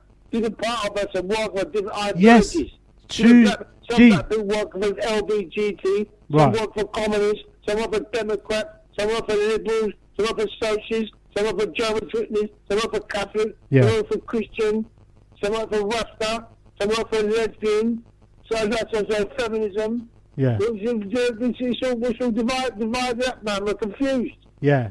So. We're confused. We're never going to come out of it. It's no. I've analysed. You think so? The African situation globally, very intensively at certain times. Yeah, but studying say 40 hours straight without no rest over the past say 25 years. From what I've seen, we're never getting out of the situation. No, it's like the only way we're going to get anywhere is be joined. No. Not the immoral side, not the immoral side, but the financial side. Yeah, so what I'm saying is, your outlook's kind of sounding a bit bleak at the moment, right? So let me give you a ray of light, yeah? Yeah. Let me give you a ray of light, yeah? Now, we've been through so much, as a group of people, we're very resilient, yeah, and we come through many what you call tribulations. Yeah, strife and tribulations. Okay, and basically, you know, this is what you call so-called Black African Month. Okay, our ancestors they took all the licks and the beating and the whipping and the killing and the murdering and the genocidal stuff. They did that. They took all that for us. Yeah. Right. So the least that we can do as a group of people, okay, is be kind of thinking more like we can get out of our situation. Yeah, and we will get out of the situation. You think we should think that? No, yeah, we should. We need to have that mindset. Over 2,000 years, they've changed worse and worse. No, but what I'm saying is, The only thing that changed in 2,000 years, that situation, is that we've come out of visible slavery, overt slavery. We haven't come out of covert slavery. We haven't come from the spiritual slavery. We haven't come out of the psychological slavery. We haven't come out of the financial slavery. We've come out of the physical, compared to what it used to be like. We've come out of the overt slavery. That's all the only change that's been made. Well, you see, I like the way. Yeah, I like the way you put that. Yeah, I really do like the way you put that, because in totality, what you're talking about is all of those things. We're affected by all of those things today. Those are the legacy. Those are the continued legacies of all of the things that kept us where we are today. But why we're doing nothing about it? Why do you think? What's your opinion? Why we're doing nothing about it? Because we're using the wrong. I think because we're using the wrong method. Because the only way we are going to get out of the African continent is going to get out of the bondage it's in is your armed struggle and the financial. Yeah, but let me answer your question. And all the religions in South Africa say don't want money. Money's evil. So but let me just put hold on, G. Yeah, go on. Let me answer. Let me just kind of deliberate the question you asked, because I think it's a very, very impertinent question. Yeah, right. You're asking the question why we're not doing something about it. Yeah. Yeah. The thing is, yeah. And what do we need to do about it at the same time? Right. What we need to do about it, but the thing is, yeah. The whole problem is the we thing. Yeah. That's the problem. Yeah. Yeah, because there isn't a we. Yeah, there's us. There's a us. Yeah. So the question is, when is it going to be the time when we become we as one? One is we. Yeah. Yeah. Become one. Yeah, which is sovereign or autonomous. Yeah. Autonomous. Which is what Marcus Garvey was teaching as part of his. He wasn't just teaching; he was actually giving you the real deal. Catholic Marcus Garvey, yes. Right. Okay. So that's the best example that we got at the present moment when we're talking about liberating ourselves entirely. I'm talking about, this is what I've been saying for years. Yeah. That in order for us to liberate ourselves, we've got to clean house, yeah. But we've got to be able to control everything that we want from A to Z. We've got to make everything that we want from A to Z, yeah. We can't want anything for anybody. You don't think you're saying? Huh? What I've realised, another thing I've realised is since I've been analysing globally the situation of African origin people, yes. So I analysed that intensively for the last 25, 30 years. One thing I've realised, to do with African people on the continent, African people in America and Europe, and all over the world that I've heard, and that I've seen and heard in the media, etc., we all think the same. So I'm wondering if there's a chip in all of us. There's some chip we don't know about to control our minds. We all think the same. No one seems to think outside the box. No one thinking outside the box. No, when someone does think outside the box, they're either killed, because anybody power, either killed, or or abused, No. defamed, or attacked by invisible forces, and you never hear them again. No, what I'm saying. Everyone's thinking the same. No, I understand what you're saying, yeah, and you know they're not that thorough. They haven't been that thorough where they could chip every one of us. Like they didn't have that, yeah. But what I'm saying is just to show you how susceptible. What about nowadays? Nowadays, I'm all about chip business. Oh, nowadays. The Caucasian Americans didn't think that happened to us. That's happened to us. No, some people have been chipped. There's no doubt they're experimenting on that still. You know what I mean? But what I'm saying is they're not that thorough enough to do it to everybody quite yet. They can't. They're not at that level. It's kind of too expensive at the moment. So what I'm saying is that I don't think even. I mean, they are doing it. The communist used to, you say too expensive. Back in the communist days, they used to say the communist government could hear what everyone thinks. That's why no one could escape. And very few people, hundreds of millions of people, they weren't able to escape. They said the government could hear in their head what they're thinking. It was a mind scanner. The thought police, you know the word thought police in this communist, the communists, Stasi people over there, the thought police, they were thought police, weren't they? They don't seem to let us know what the ins and outs of communism was, or whether there was some chip that all communist people had in their head, where their thoughts could read their minds and scan their thoughts. But they do slip up, and before they slip and say, they could know what we were thinking. No. In the communist countries, the Soviet Union in Eastern Europe. That's why no one could escape. If they thought of escaping, then someone, the thought police would pick it up from their brain, their mind just scanning their head, and go and lock them up. And put them mad at them and say they're crazy. They experiment on them with drugs. Right. So you're saying it's too expensive. I don't think it's too expensive. Them countries are very poor. They have that technology. Yeah, but what I'm saying is Cuba too, they say that. Yeah, but what I'm saying, G, the mind is so susceptible. Okay, yeah. They don't really need to chip people, right? Yeah, but the only reason why they're doing things, they're doing a lot of things. I'm going to tell you now, right? Technology is taken over, right? Yeah, and like I said, decades. Yeah, but what I'm saying is even more now than ever. Okay, they're gonna bring those transhumanist type of kind of technologies now. Okay, yeah, right. Where what they're doing is, you know, your DNA, for example. Yeah. They'll get your DNA, then they pattern it. They pattern the DNA. In other words, they're I've heard that. Yeah, I've right. heard that. So they're gonna copy your DNA. Yeah. Yeah. Right. And then it. and own it. But then they're gonna use it to manipulate the DNA. Right.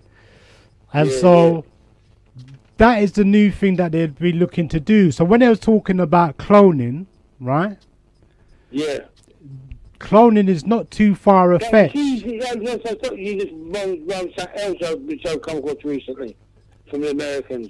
Say that again, because like Beyonce, when they say Beyonce a man, saying Beyonce being born a man, saying she's having a baby with Jay-Z, them babies, them transgender couples have like Lauren Hill, one of Bob Marley's sons, and Beyonce and Jay-Z, they say the babies are clones. Well, you're saying that? Yo, man, even yo. Dr. X is saying, how can Beyonce's belly be big for such a short space of time, and she's got a baby? She Dr. X saying it's impossible. You know what, G? I'll be honest with you. No, I've heard things like this. Yeah. But I'll be honest with you, unless I get real good evidence, yeah. Research on YouTube. Research it. I mean, I've seen it, yeah. But what I'm saying is, maybe not Caucasians, you know. Maybe, yeah, but look objectively. No, there's other explanations that you can actually come with. You know what I'm saying? No. No, there's other explanations. I'm not letting them transgender or get the LGBT or get away with this on the Sayshara, man. No, what I'm saying is, what I'm saying is, right? Fool us all. Between me and you, we don't really know, yeah? But what I'm saying is... Would you put it past Hollywood to not let everyone get famous and if they change their sex? Would you put that past Hollywood? No, I'm not talking about that. I thought we was talking about actually... The cloning. No, I thought we was talking about a particular person, a singer, a black singer. Beyonce. Yeah. Right. And Ron Hill. No, just stick with Beyonce, yeah? Because... Yeah, Beyonce, yeah. Right. The cloning, yeah. So It's by clones. Right, so... They put their genes together and clone them. Right, so what I'm saying is, yeah... And there was talk in about say 5 years ago in some Middle Eastern country, when they got a technology to grow a child in a portable mechanical womb. It's a device like a machine that's got the same climate as a woman's womb. When you put the sperm, the egg in it, or put a sperm in it, when you grow a child in the incubator without any human involvement, just with a sperm. Right. So you've seen that, yeah? I've seen it. It's on the internet somewhere. Yes, I've seen it. I haven't seen it. It's some white what's a white machine device. Around like with space inside of it and some locked and sealed the door and put the sperm grows in it. It's in the same environment like a woman's womb. Yeah. Where you can grow babies in it. Well, I mean, I wouldn't... That's been about the last 10, 15 years it has. That's to my knowledge. Could have been earlier. Right. Well... I forgot about that. I forgot about it. Yeah, so you know about ages, don't say sure, man. It's put into use now. Yeah. Everyone's using it now. It's all technologies. It's all being kept undercover. It's all kept undercover because they know that the whole world would be ready to know that 99% of the celebrities in the world are all transgenders. But the world wouldn't be ready for that just yet. But I know the way through the go, like teaching children can start go all the Western world now, start at primary school to teach the children about same-sex relationships, same-sex marriage, and tell the primary infant school children that the boys are allowed to wear dresses and the girls are allowed to do boxing and play football and wear only trousers and wear boys' clothes and boys' colours. They're phasing it to youngsters to accept all these things. Yeah, so as parents... So when they do it, they are transparent about all these fake celebrity people, but then they do accept it or do acceptable. So everyone in the future will learn about when I was growing up, accept it. When I learned about it when I was growing up when I'm minors. When I'm minors, accept it all. Yeah, so... It's a gender, man. So as you said to me earlier, these people plan the years ahead. So Hollywood, or Hollywood, as you know it, yeah? Gomorrah would more like it. Right, has been... Is Rome, really, isn't it? It's that... What? Right, I'm saying Hollywood, yeah, is Rome, is Rome. It's Rome. Rome, yeah, you know, Italy. Down, man. Huh? All this has been done before anyway. Right. So been done before. So basically... the Second World War these things are going on. Yeah, so they set up... That's extreme. Yeah, right? So, I mean, that's what I'm saying about America. America is one of those countries that the Europeans, they basically tell you that you're free to do whatever you want, right? Yeah? Yeah. But then But you're not. They got. I mean, that's what I'm saying about this free. You can't be free. You can't be free to do whatever you want. That's just crazy. Do you get what I'm saying? Anarchy is anarchy, man. Right. They don't, So they might like order when it comes to not killing each other and not. Are you serious? They're killing each other like crazy. On the surface, then on the surface, what they show, what they portray. They might not no killing and robbing, that sort of thing. But when it comes to morals, they've got no order, man. They've got no order when it comes to morals. They've got no order. Morality. When it comes to morality, none at all. No. Yeah, but what? That's what I'm saying. What do you expect if you turn around and say that everybody's free to do whatever they want? What do you expect? Yeah, true. Yeah, because you know they built a church. They built a. With no perimeters, isn't it? Huh? They say everyone's free to do what they want with no perimeters. Yeah, they built some. No, what I'm saying is, they built some satanic church, right? Yeah. Yeah. Right, and like that is, it's like it's nothing, can it? Right. So like, what I'm saying is, this is meant to be. Remember that when the Europeans came, remember they captured that land, right? And then the pilgrims.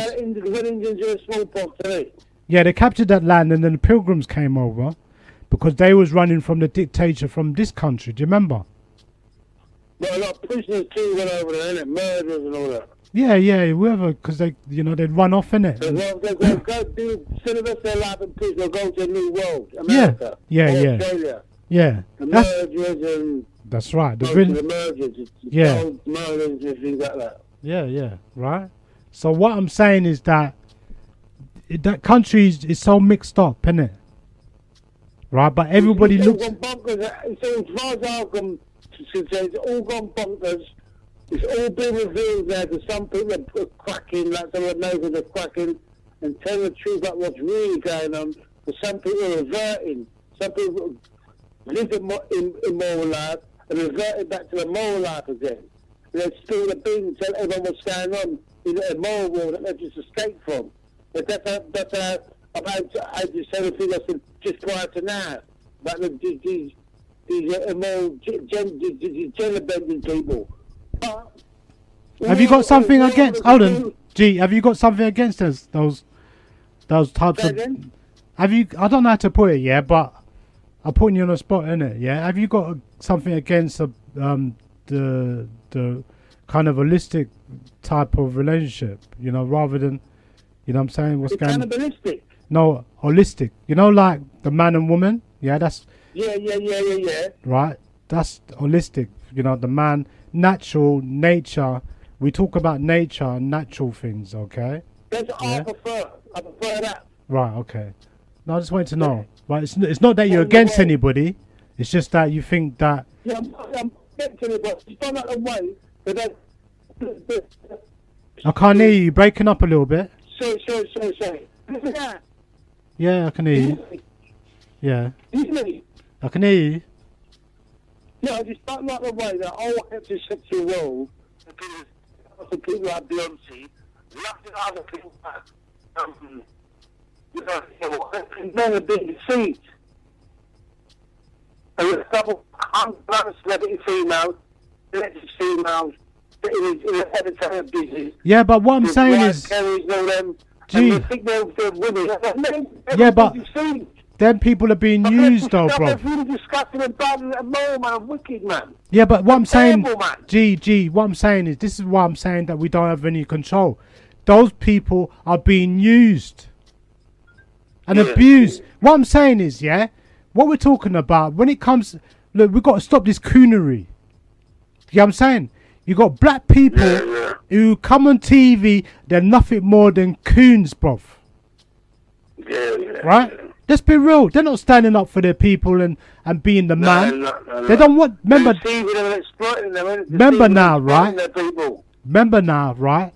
They're trying. What they're doing, right, is they're reducing us. They're demeaning us. Okay, our male image, our male voice, anything that looks strong and powerful, that cannot be projected. Yeah. Do you know what I'm saying? They got rid of all of that stuff now for some time, and then they bring in all this weak sort of they weaponize the music now, right?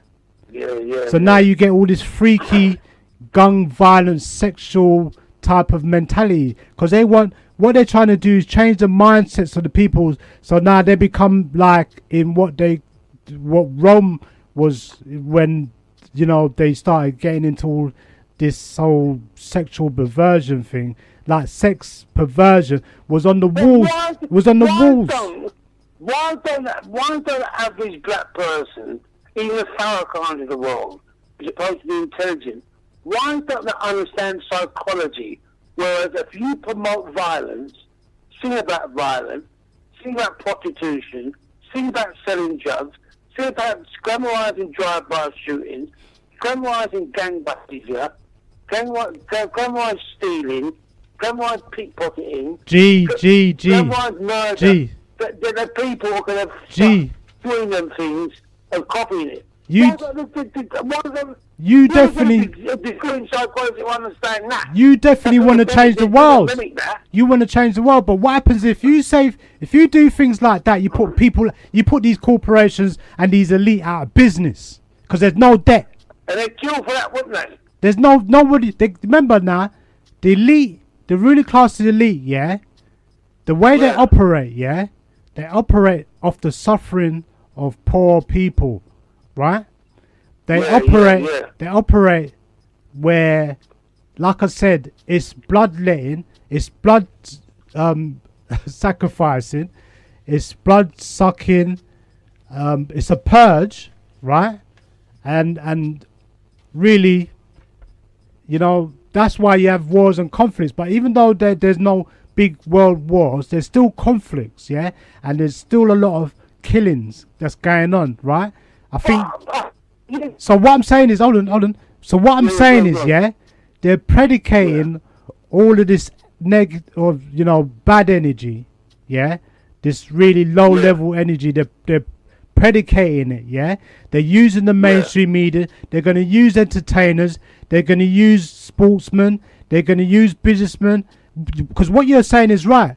Why don't some people stand up and say something about certain things? Yeah, why do they keep their mouth shut about certain issues? Yeah, because all the people that can say something about it say you're part of it.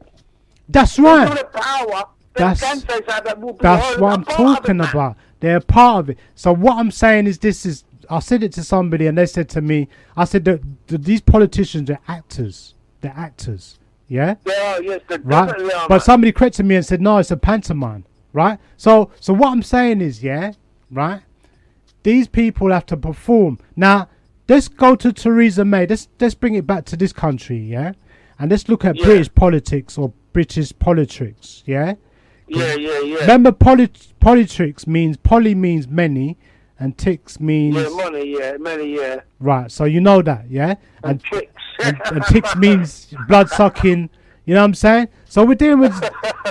So what I'm saying is, yeah, they're sucking off the life force energy of people, right? Yeah, and basically, they'll suck out all your energy. They don't care. They'll suck out even. Look, they got everything already. They got everything, man. What are you talking about? How much more? Now they're spending billions on weapons of mass destruction. Look, you got China, the three superpowers you mentioned, okay, right? Yeah. China, Russia, and the United States of America, right? Yeah. They're the superpower based on their. And India's up and coming now. Right. No. I'm talking about military complex industrial system. Not military. Not military. Yeah. So what we're talking about warfare on a super duper level. Yeah, level. China, Russia, and America. Right. So what I'm saying is, yeah, these countries they're doing a lot of dirty things out there to sell their weapons, right? Yeah. And creating wars, isn't it? Creating wars and conflicts and all of this stuff, right? So what I'm saying is, yeah, that is part of how this system operates. So they're not going to give up all of that. All that talk that you said just a minute ago is fantastic stuff, which is where we need to be looking at. You see what I'm saying? Yeah.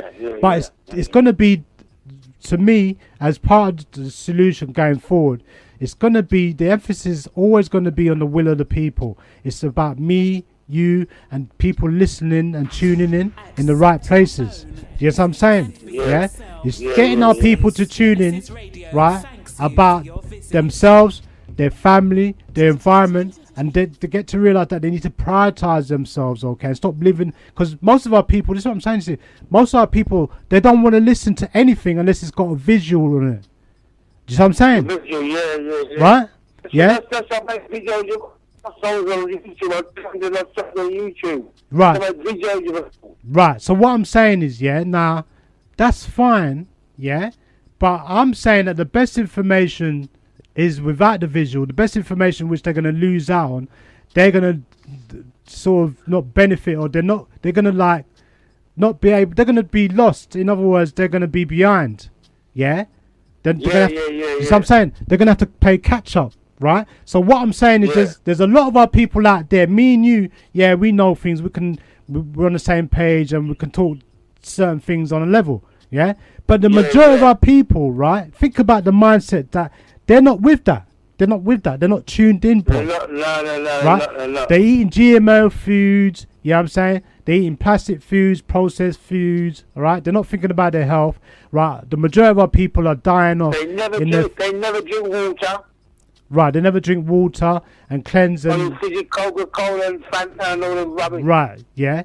Which is, what I'm saying is, yeah, when we're talking about natural or nature, yeah, that's where we need to go. When we have schools, our own institution supposed to be able to, that's what we need to be doing, right? That's the institution that we need to have, yeah, to counterbalance this whole mess. Do you get what I'm saying? Yeah. Right? But yeah. One more thing I said about come on, two things I said about come on, but ages now, Sayshara. You said two things very quickly.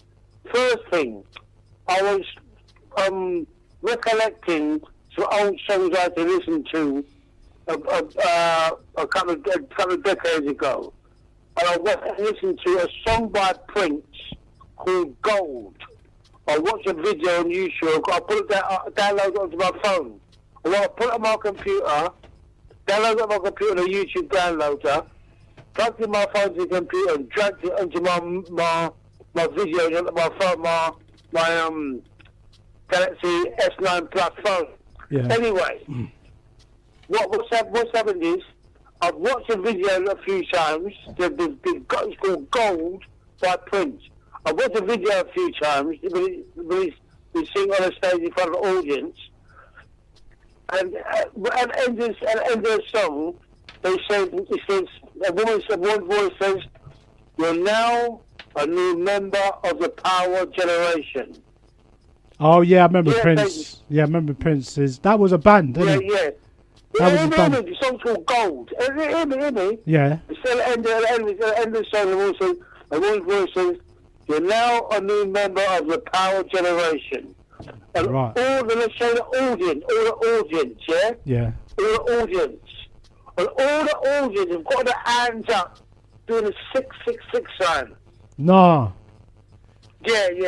Yeah, because this is what I'm trying to say to you. The entertainers that we got, the black ones especially, yeah? Right? Yeah. They just using them, all this Illuminati stuff, right? That stuff is just a distraction. That stuff is a distraction, right? To make make people think that the Freemasons, to me, they're dangerous right now. I'm going to talk about that in a few weeks, yeah? We're talking about we're going to talk about Black Masons, all right? Because secret societies, is that good for us? Yes or no? You know what I'm saying? Yeah. I mean, we have to look at our record for experience to know whether something's good or bad for us. Yeah. Do you see what I'm saying? Because what I'm saying is, the reason why we're in the situation that we're in, okay, is it's not too hard to work out, when they're controlling the leadership and the behavior of the leadership. Right? Do you get what I'm saying? Because how the hell can you tell me in 2018 they've turned hip hop gay, and to turn our boys and women into freaks on TV? From 2018, and then we go back to 1918 when black people was coonery, was on, you know, shining shoes on TV and being servants and all these different types of what you call low level. When I talk on the field, I told you the eyes wide open, innit? Yeah. Yeah. So what I'm saying is, yeah, we got to be real. How can we come from that, yeah, and say that we're here now and say we're going forward? How the hell are we going forward? We're going backwards. We're watching a bunch of freaks on TV. I will come off now, Sayshara. Right. Come off now, Sayshara. I don't want to say too long. My last point to the listener. Yeah. Why do you think we're not rising and getting anywhere or making any change in the liberation of black people? I'll ask again. Why do you think we are not changing our position and rising in every way for all the Jews as black people? In a way we all can see, feel, touch and taste. So hold on. Not imagine or not dream, but we can touch, feel and taste. So hold on. Let me repeat that again. So you're saying, why is it that we're not able to go forward? Yes, yeah, in short, yes. Yeah. Right now. Yes. Right now, yes. Mm. And what happened with all these hundreds of years? Besides only coming out of slavery. Well, that's a big. What we've written since then. That's a big question. That's a multi-dollar. I'm just asking now what people think about that. Yeah, no, I agree with you. Why not ask that question? I think we ask that question more. I think might better make some moves, man. No, I think, you know what? That question needs to be put into a curriculum. Yeah. And we can get, you see, what I'm saying is, if we can get young people to think of questions like that, yeah? Yeah. In providing they have a particular type of mindset that is cultural, right? Yeah. Because realistically, that I think that, you know, in order for us to say we need to go forward, we need to get all of our people across all the generations, okay, to start looking at things like what you just said. Yeah. Do you get what I'm saying? But unless we can... We never have we? No, but that's what I'm saying. In time. But, a couple of hundred years. We never have. Because we don't have institutions. We need to build our own institutions, bruv. Plain. Yeah. You got to counteract these things, yeah? You got to balance these things. So you say you offset certain things, innit? You go, well, there's too much domination over there. Let's see if we can dominate some things over here the way that we want to dominate things. Let's dominate some of our own things. Do you get what I'm saying? Yeah? You can't have 90%. My last thing before I come off, I saw about it back in the 90s. I was doing the same title. I was about to say I done a song back the same title back in the early 90s. And I'm going to come off with saying this. I'm going to say I'm coming off. It's all about control. Goodbye, sir. Yeah, I remember. Brother G just bringing back some memories right there, yeah. And just to remind people, the text numbers, for those people who want to text in, I received a text. I want to big up Auntie Jean for sending me a text. I'm going to read out your text after these phone numbers I'm going to give out, which is for those people who want a direct call to me, Sayshara here, doing the Sunday service, to you, the wider community, the international community, here from South London, little old London, yeah, we're shouting out here. So you want to call in 074 043 67618.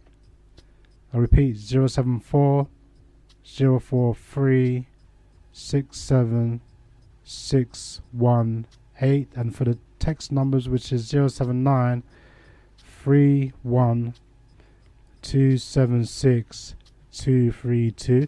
And because it is African History Month, or some people want to call it Black History Month, it's our story. Alright? You know what I'm saying? And our story should be talking about what's been happening here. Let's have a resurgence of what's happened in this country for the last couple of thousand years. Well, where was we? Okay? Because I do support the Windrush generation. You know what I'm saying? I definitely espouse the Windrush generation, but we've been there beyond the Windrush generation. I think the Windrush generation is a fantastic story, and that we should live it, breathe it, eat, and all of that stuff, okay, into our children. Most definitely, yeah? But then once they get a taster of that, then you got to say to them, well, look, you know, our story goes beyond that. Our story goes beyond 1948. Do you know what I'm saying? And we've always been there, all right, for hundreds of years, maybe even thousands, okay? We know that we was there thousands of years ago, okay? And that there's evidence to prove that, all right? Now, Auntie Jean's, as for those people who don't know, has created a beautiful platform for us here to be able to use, to be able to share, to be able to be a part of, okay, which is the African market concept, and it's spreading. And I want to big up all those people that's putting in work and the time and energy into delivering a space, an area, a service for our people, so they can go to a place where they feel comfortable, where they feel that they're more than welcome and they feel wanted. All right? So please, for those people who need something to do, or you want to contribute towards being a part of something, then you're welcome to come to this place here, which is Auntie Jean's African Culture Market. This is African History Month, so there's an event which is talking about the returning 3 heavyweight kings. They've done this before, okay, this type of concept, 3 heavyweight kings, 3 beloved brothers who enjoy what they do, and they give up their time and their energy and resources to present themselves literally for nothing. Sometimes they may charge, you know what I'm saying, a little change. Sometimes we shouldn't moan about that, yeah, because there's people coming from, hey, there's some brother coming over here, yeah, from the States. Come on, man. Let me I'm not going to mention his name. This is what I'm talking about. There's people that's genuine, and sometimes the people that's genuine around the grassroots people, okay, these people, we need to raise them up, the genuine ones. But the ones that's not genuine, the disingenuous ones, okay, they're just hustling and bustling the community, yeah. Why are we even bothering with them? I wouldn't waste my time a day on these people, man. Do you know what I'm saying? You got somebody coming from across the water with a reputation of, he's got like hundreds of thousands of pounds, claiming that he's going to build some school. For years, it's all a bag of talk, isn't it? Right? My man's coming over here now, isn't it? Yeah? Why are we even bothering with that? Tell that person to fix his house, sort his crap out before he comes here, innit?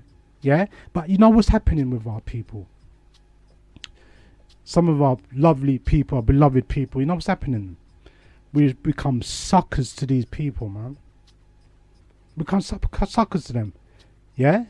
Because if you got a bad record, yeah, or if you done something wrong, yeah, sort that out, man. Sort that out first. Don't come here looking money. Don't come here looking money, because these people are hustlers. Yeah? You're hustling the community, yeah? And basically what you're doing, yeah, right, is taking advantage of poor people once again. Yeah? If somebody takes people's money, yeah, for whatever reason or circumstances, for whatever reason, and if you don't come up with the goods, yeah, if you don't come follow up with the plan, yeah, if nothing's materializing, you got to give them money back. Give them money back, right? Yeah, and if you don't want to give the money back, or if you can't account for it or something, later to you, innit? We're not putting up with that crap. Yeah? You see what I'm saying? Right? Because to me, yeah, that person's come all the way from where? Where him come from? Yeah? coming over here, but they're looking £30 a pop now. That's like concept money. That's like gig money. Man's coming over here to hustle, innit? Yeah?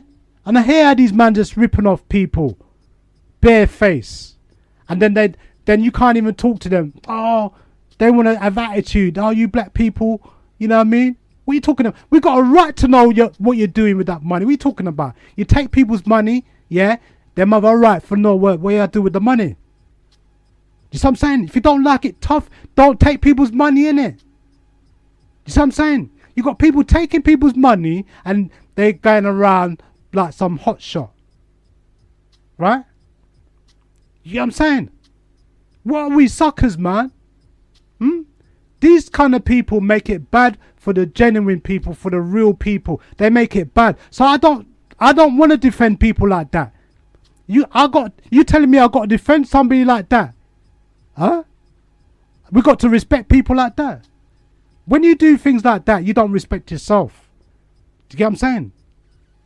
Yeah? Those people in America, let me tell you something about the brothers and sisters in America. I love them. I got family there. Right? But out of all the brothers and sisters that I meet around the world, I love all of them, yeah? Whether if I'm in the Caribbean, I love you. If I'm in Africa, I love you. If I'm in the States, I love you, yeah? Because that's the places we're going to be going more times still. We've got family there. I've got family all there, yeah? So what I'm saying is, yeah? But you watch and you see how these black Americans they got everything, mostly, yeah? More than what's going on in Africa, more than what's going on in the Caribbean, more than what even us here. But over here, we're not grumbling about we're not grumbling compared to our brothers and sisters in Africa or the Caribbean. We're not grumbling because we're humble, innit? We're humble. But those Americans over there, those black Americans, 50, how many of them, millions of them over there? Yeah? Look at the black America. Look at black America. Huh? Money is their God. Money is their God. Look at them. They got black churches, okay? They're open one day a week.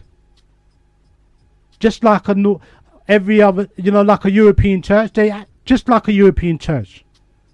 They've dressed up these churches. Yeah? You got the best musical system in there. You got the best furniture in there. They spend a lot of money to make people feel comfortable for one day a week or for a couple of hours on a Sunday. But they can't open up the doors for poor. They can't bury their own people. They don't want to do things that they're supposed to do. Yeah?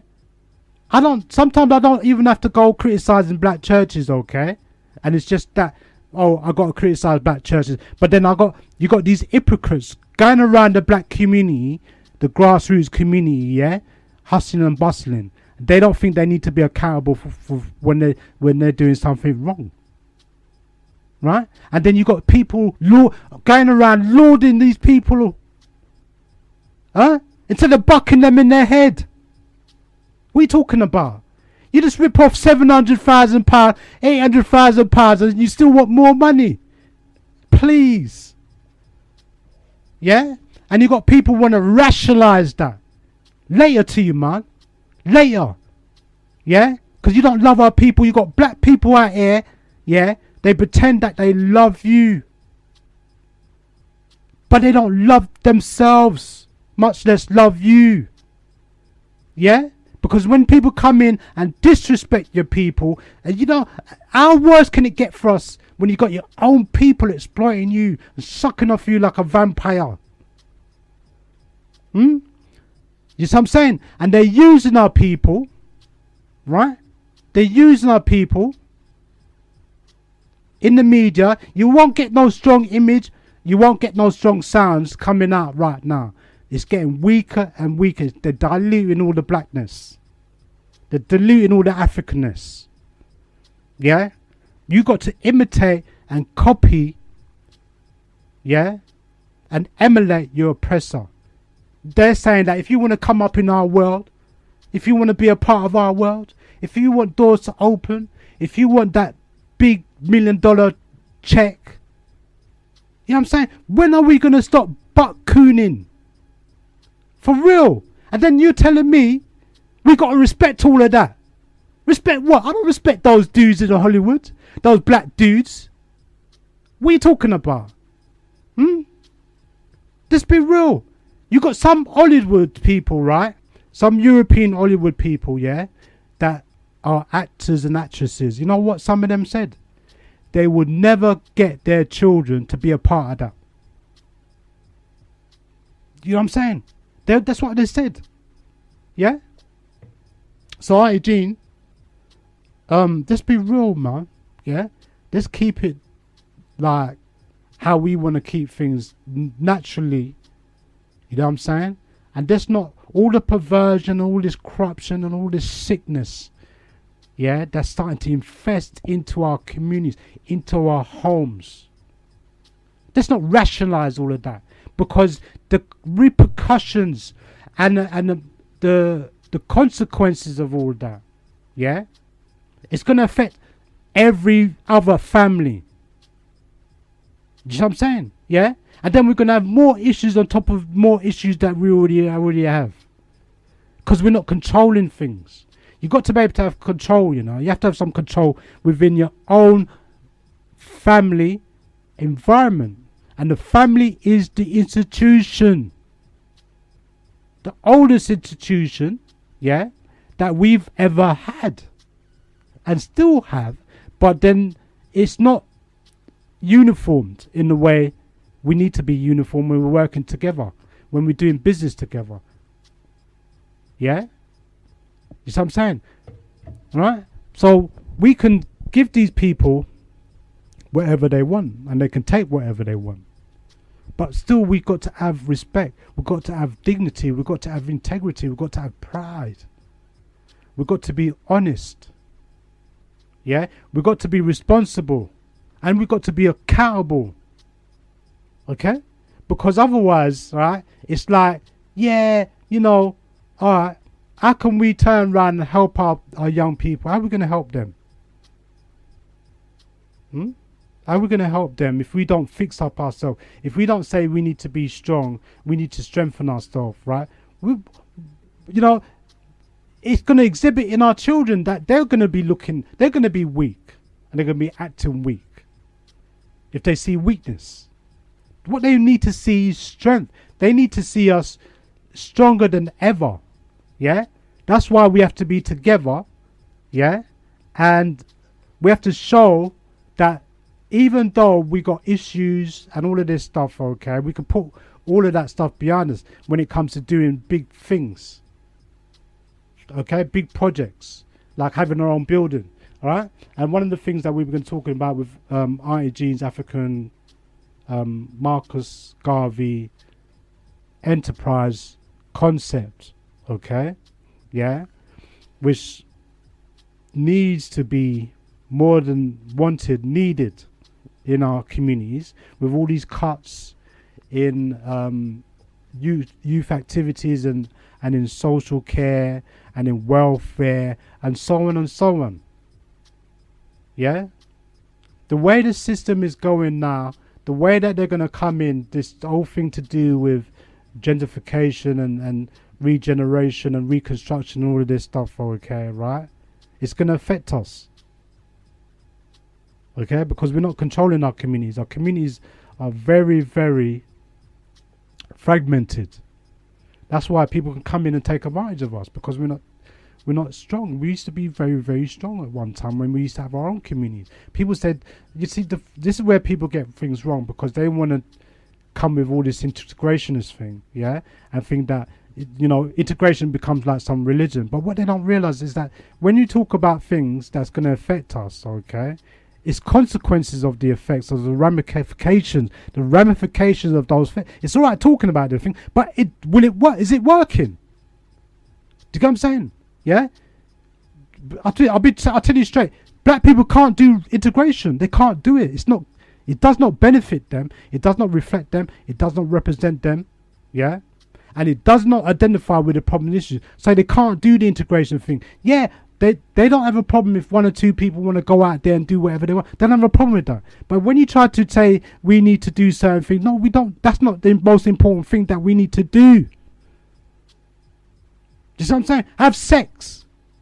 Sex is not a problem.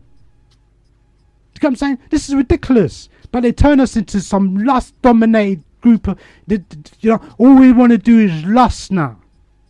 Lust after women.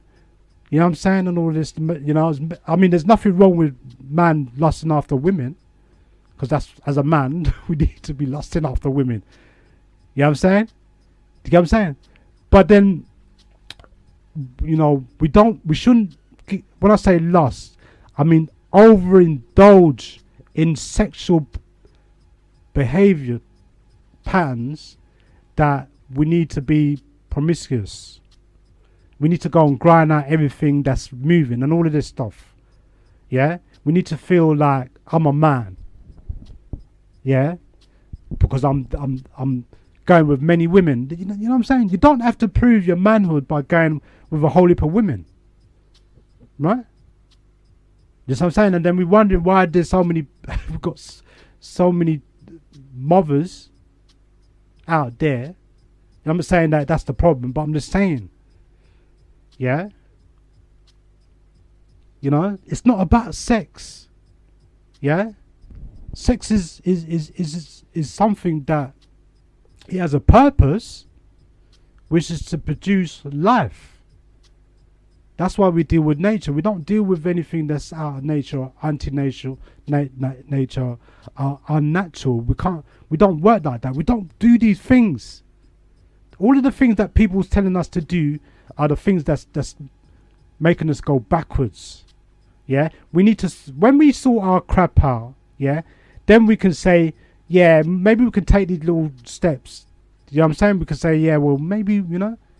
But how can you tell a group of people, right, that doesn't have no sovereignty, they don't have no self-independence, they're not autonomous, you're telling people to do all kinds of manner of things, yeah, and then what's happening is that we don't have no order. We're just all over the place. There's no structure to what we're doing. Oh, just do this, Sayshara. Oh, just do that. Just follow that group. Just follow that group. Oh, just follow what they're saying over there and there. What about our agenda? What about what it is you see, when we're talking about reparations or repairing ourselves or cleaning the house and all of these things, we've got to put things into context. When we're talking about liberating ourselves, when we're talking about being self-independent, self-supported, self-sufficient, self-reliant, this is not fantasy stuff that we're talking about. This is stuff that we need to be doing. Yeah? Then we can talk about, oh, maybe we can, you know, rubby-dubby with the Asians and the Arabs. We can rubby-dubby when we fix ourselves up. Just fix ourselves. But when people turn around and say, oh, we shouldn't be doing this, Sayshara, who the hell are you? What are you talking about? Who are you? If you want to rub up with them people and you want to fix their business up, you do that. You do that, and because we've been doing that anyway. We've done help these people for hundreds of years. We've helped everybody else. We're still helping them now. They come into our community. They sell us foods for high prices. They sell us all of their stuff that we're supposed to be selling. Yeah, and so that helps them. That's helping to stimulate their economy. But they don't give us anything in return. They don't go, oh, you know what? We've helped you. We've helped your community. But here's a check. Build a centre over there. They're not giving you nothing. They're just bleeding you dry. They don't care about us. Do you get what I'm saying? Right, so look. Let me just have a break and then I'll come back to you, yeah? Just a pause for the cause. And it's all about that still. The seeds of crime in the youth and mind. No, it's harvest time. Whoa, them a criminal, watch it, them a criminal. Say them a criminal, they watch it criminal. Say them a criminal, all of them a criminal. Say them a criminal, watch it, them a criminal. Now follow them, take what they want, then them gone back again. Them a criminal. Now go them feast, tell them we no retreat, we just gone to the east. Them a criminal, but we follow your law. See them a fraud with them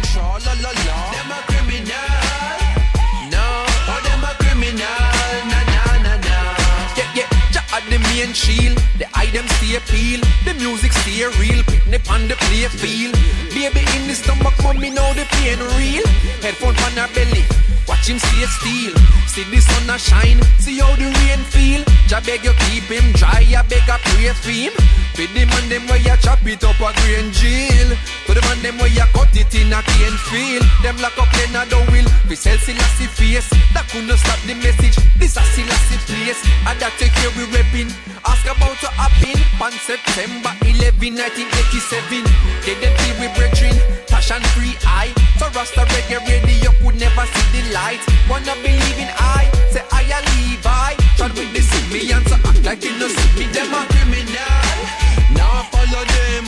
Take what them want, then them gone back again. Them a criminal, now go them peace. Tell them we no retreat, we just gone to the east. Them a criminal, but we follow your law. See them a fraud with them tra la la la. Them a criminal, no, oh them a criminal, na na na na. The sun arise for the sun arise. Some despise it, some me summarize it. See some eyes it, once it where I sit. Create a crisis, but Jack come give me eyes. Them send them dogs to the synagogues, but the lions align against the guinea dogs. Mr. Inquisitor, can't go see it pause. Oh my Marcus, His Majesty did visit yard.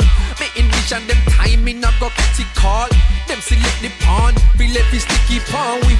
Walter did one we, Bookman did Monday, and go Haiti and revolution start. Yeah. The same man them in a jacket and tie. Them a pack the supply and attract you to buy, but that is a lie. Just we try stack it up high. Well I never oblige to attack and survive. Cause them a criminal, now follow them. Take what them want, then them gone back again. Them a criminal, now go them feast. Tell them we no retreat, we just gone to the east. Them a criminal, but we follow your law. See them a fraud with them tra la la la. Them a criminal, no, oh them a criminal, na na na na. Them a criminal, watch it, them a criminal. Them a criminal, say them a criminal. Oh them a criminal, so they watch it criminal. Oh them a criminal, say them a criminal. Oh them a criminal. Oh them a criminal. The whole of them a criminal. The whole of them a criminal.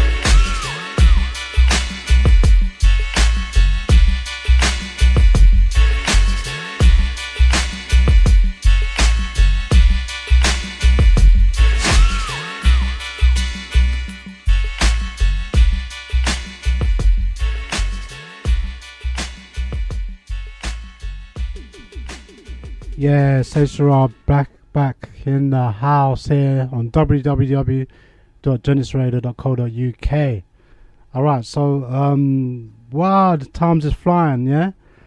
Telephone numbers are 074 043 67618.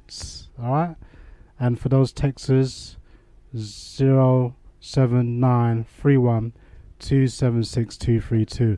Alright, so let me just read out Auntie Jean's announcements. As you know, Auntie Jean's African Culture Market event I think she does it every 2 weeks, alright? And in consideration of the African History Month, they're running the concept of 3 heavyweight kings, which are King Andrew Muhammad, King Tony Warner, and King Robin Walker, which is on Sunday the 21st of October. All roads lead to the Auditorium University, Lewisham Hospital, Lewisham High Street, SE13 6LH. The early bird tickets are £7 or £10 at the door. And for further information for stalls or tickets, you can call Auntie Jean directly on 07961 886 03. To repeat, for Auntie Jean's Cultural Market for October the 21st, you can call 07961 886 032. Most definitely. All right, so I got a few articles I needed to go through. I kind of touched on one thing to do what you see in the business world, the way that they trade, right? You can see Donald Trump flexing his muscles, right? So basically what they're saying is, look, you got to do business with us. If you do business with Russia, then that's a no-no. We're going to like cut you off, or we're going to sort of trading with you. They you know, it's what you call white mail. They're trying to do that thing, you know what I mean? That's what I think anyway. All right, so what I'm saying is that why can't African and Caribbean governments take the same stand? Why can't they stand up for their people, stand up and be counted? Why can't they say the same thing, or something similar? Why can't they say, well, look, put my foot down now, you lot are taking advantage of us? Because that's what Donald Trump has been saying. He's saying that, you know, China, for example, is taking advantage. That's why they doing that tariff. You know, it's finding a way to put pressure on China. Yeah, because they want all the business. America wants all the business, isn't it? Yes, I'm saying they want you to do business with them, and they get away to. This is what I'm saying. In the Caribbean, yeah, most of these islands and in Africa, they've been told what to do by bully boys like United States of America, by corporations, by certain European countries. I'm not saying all European countries are like that. They're not. Yeah, but you've got some European countries, like this country, for example. This is one of the most corrupt countries. Just be real. They're corrupt. Yeah, and anything goes.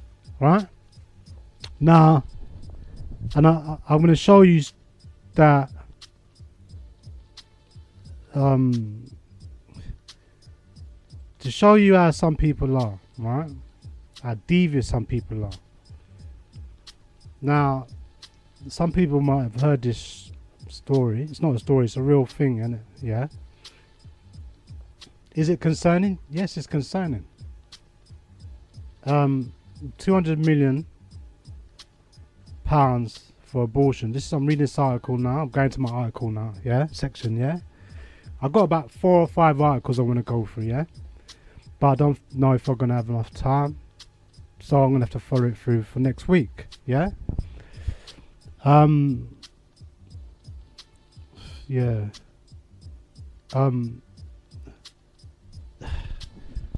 Now, some of us are familiar with this. Some of us are really familiar with this. Let's talk about what's going on here, innit? Yeah? I think it's important that we need to talk about what's going on here, as well as wherever we are. Yeah? Because, just face it, we could have been, we might not be, we don't know where we could have been. We could have been in the Caribbean. We could have been in America. We could have been in Africa. We just don't know. It just so happens that you're here. You see what I'm saying? Through your parents or your grandparents. Right, or your great-grandparents somehow made that journey here. Right? But was it through choice, or was it because they never had no choice? What was the circumstances? You know what I'm saying? Yeah? And you find that it's a similar story with most of our people. Yeah? They just have to go wherever they can go. Yeah? To fulfill their ambitions. To fulfill the things that they need to look after their family. Right? But because we're not organised and structured, so when we move as a block, one group of people. Right? We move as one group of people. We're not, all this division stuff, I'm not into all this division stuff.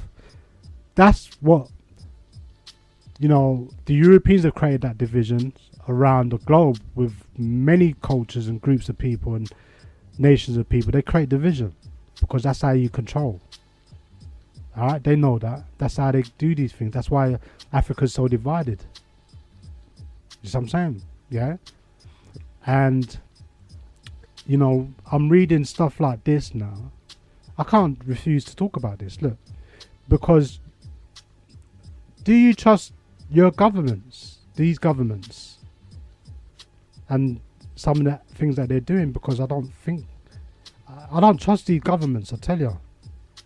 Right? Because if I make a long list of stuff and I said, look, these are all the issues out there, what's going on? What is the United Nations doing about it? What are the United Nations doing about it? Because I got so much stuff on the United Nations, right? And what the things that they're doing, which is wrong.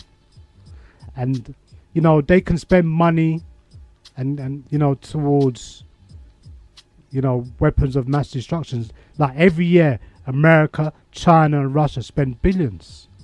The United Nations spend billions on weapons of mass destruction. Right? You know, NATO and all these different organizations, yeah? They spend billions on space programs. Right? And so they spend billions on experimentations. Yeah?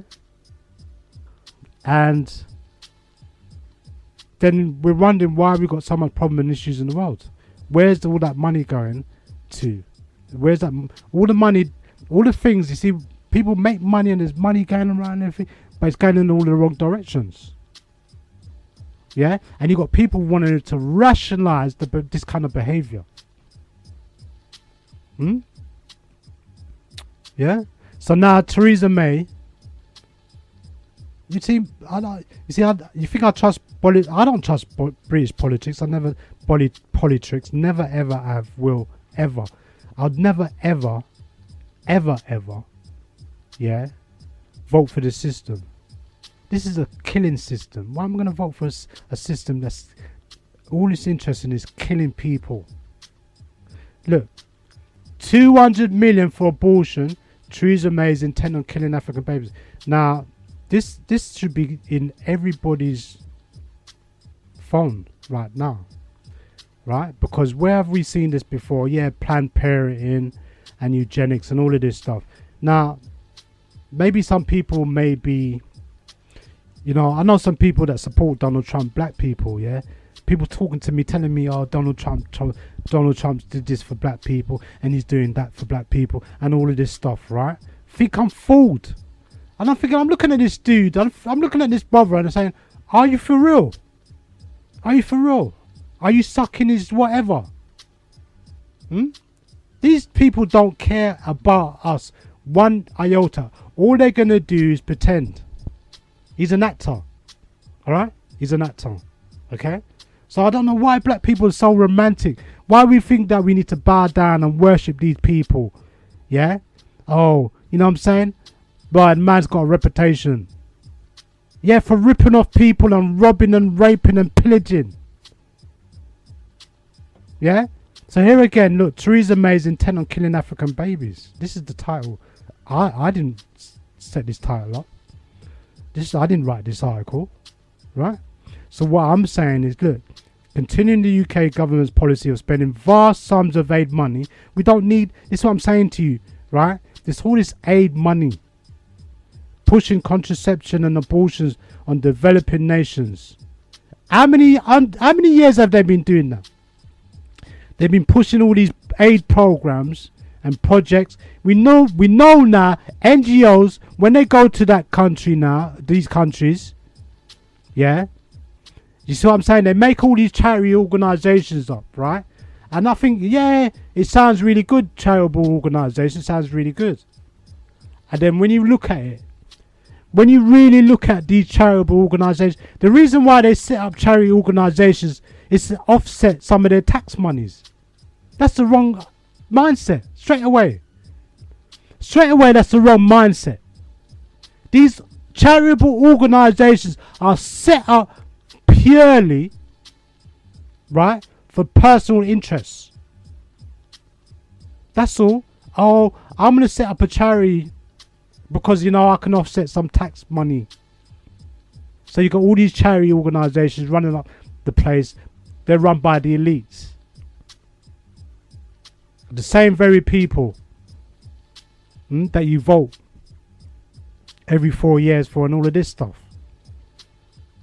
They get the cream contracts, constructions, pharmaceutical, drugs, whatever business out there, they get the cream. Every politician is supposed to have his own business, isn't it? You're not a politician if you ain't got your own business. That's the first thing you got. You got to have your own business, isn't it? You can't be working for somebody. When you're a politician, you can't be working for anybody. You have to be working for yourself. This is how they set things up, right? So obviously, the first thing they're going to do is open up a business to get credibility, right? As well as make money as well, right? But look at this. 200 million. Now, if anybody ever thought that she's not be controlled, what I'm saying to you, all these people are muppets, isn't it? Yeah? All these leaders, they're just fronts. What I'm saying to you, there's a shadowy government behind these governments. The government that we have, they're as fake as a dollar bill. They're fake. Yeah? They have to get instructions. They're getting instructions. Yeah? But now, you know that Theresa May is a muppet. She's certified as a muppet with this one here. No one can't argue about that. Yes, I'm saying, yeah. The thing is, a lot of people that know what I'm talking about, yeah, when we're talking about, all these different, because abortion has been a problem. It's one of the biggest killers for our black mothers, our black women, our black potential mothers. Our future children are being aborted.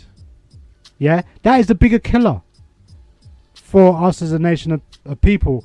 And some of us who's conscious and done research and studied all of this know what I'm talking about. I don't have to spell it out to you. Know what I'm talking about.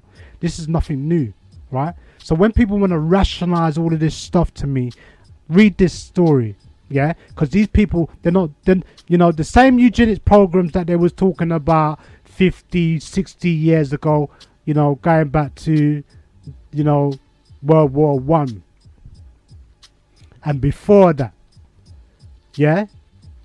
Yes, I'm saying, we can go even further before that. They've done every type of experiment to see how black people die.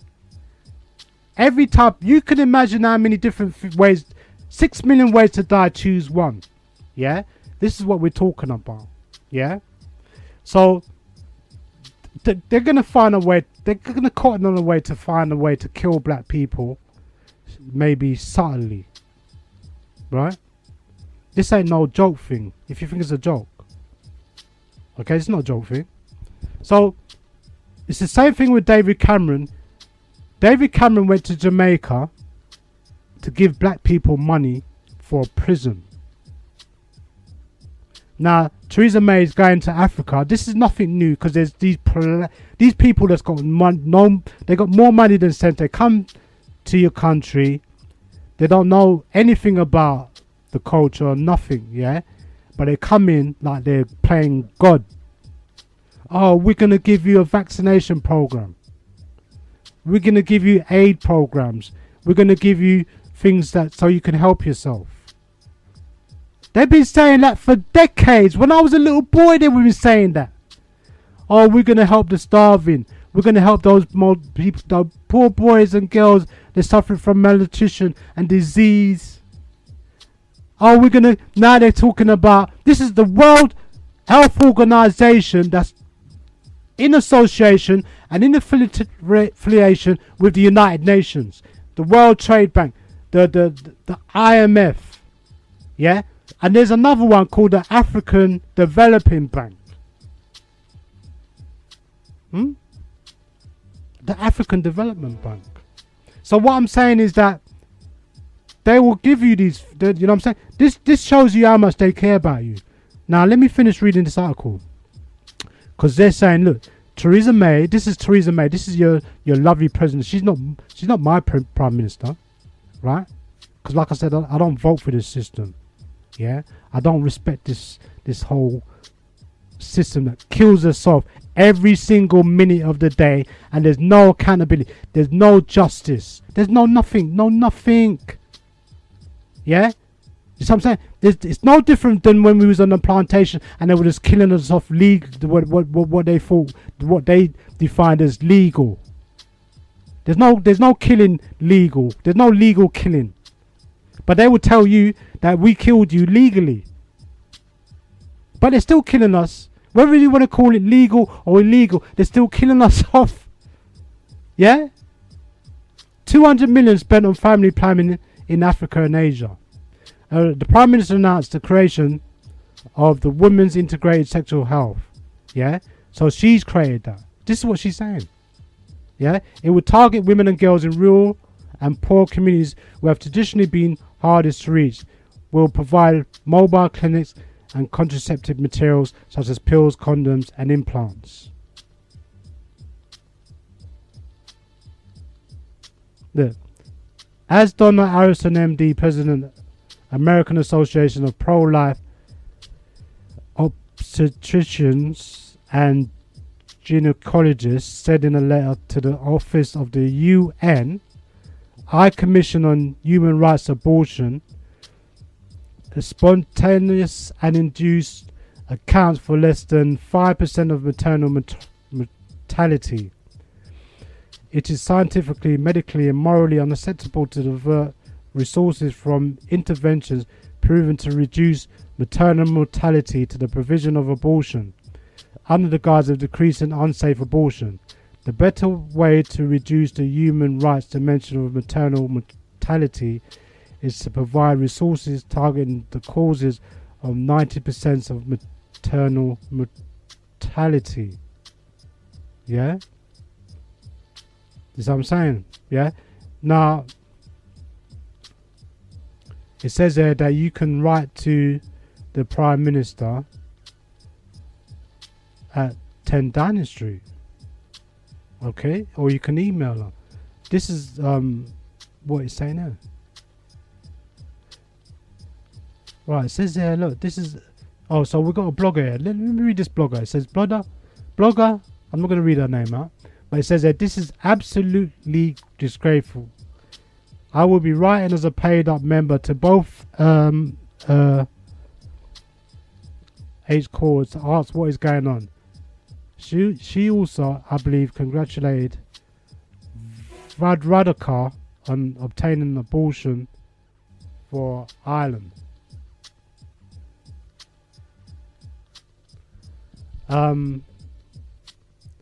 It says this unelected PM must go now. Bring on Jacob Rees-Mogg urgently. Why could she not put this huge amount of money towards desalination/seed programs to help the new generations in a positive way? More genocide and racism here as well. Please, everyone who is upset by this travesty, do write into number 10. Thank you. Right? So, I'm coming up to that time. Yeah? I'm coming up to that time. But I'm going to go over just a little bit. Yeah? So, just extrapolate this whole agenda. Yeah?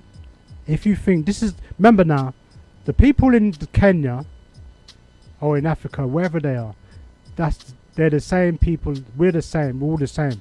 So what they're doing to those people, they're doing to us. It's the same thing. So if they don't care about them, if they disrespect them, they don't care about us here. There's disrespecting us.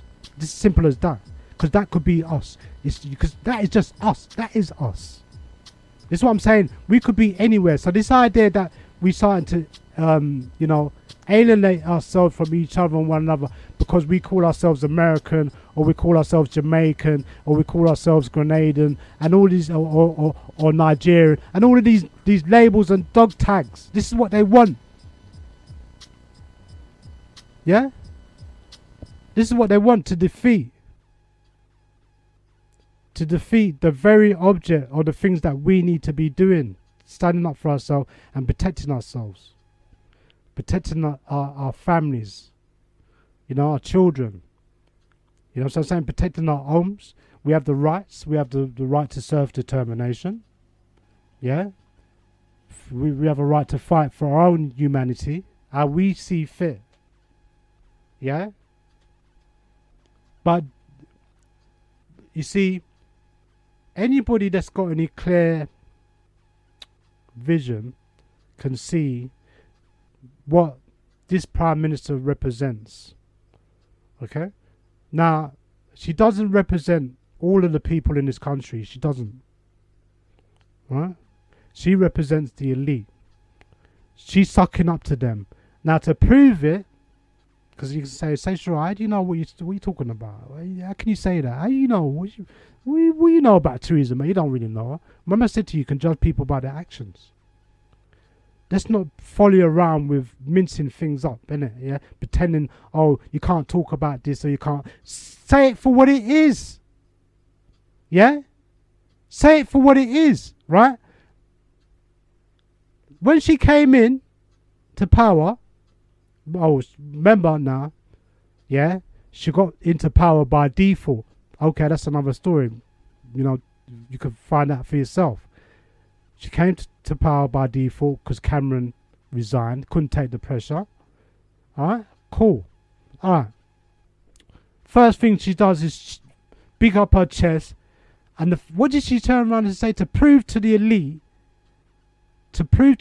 that, you know, whether or not she is aligning herself, is she got that allegiance? Is she a thoroughbred? Is she a pedigree? Is she one of us? What did she say?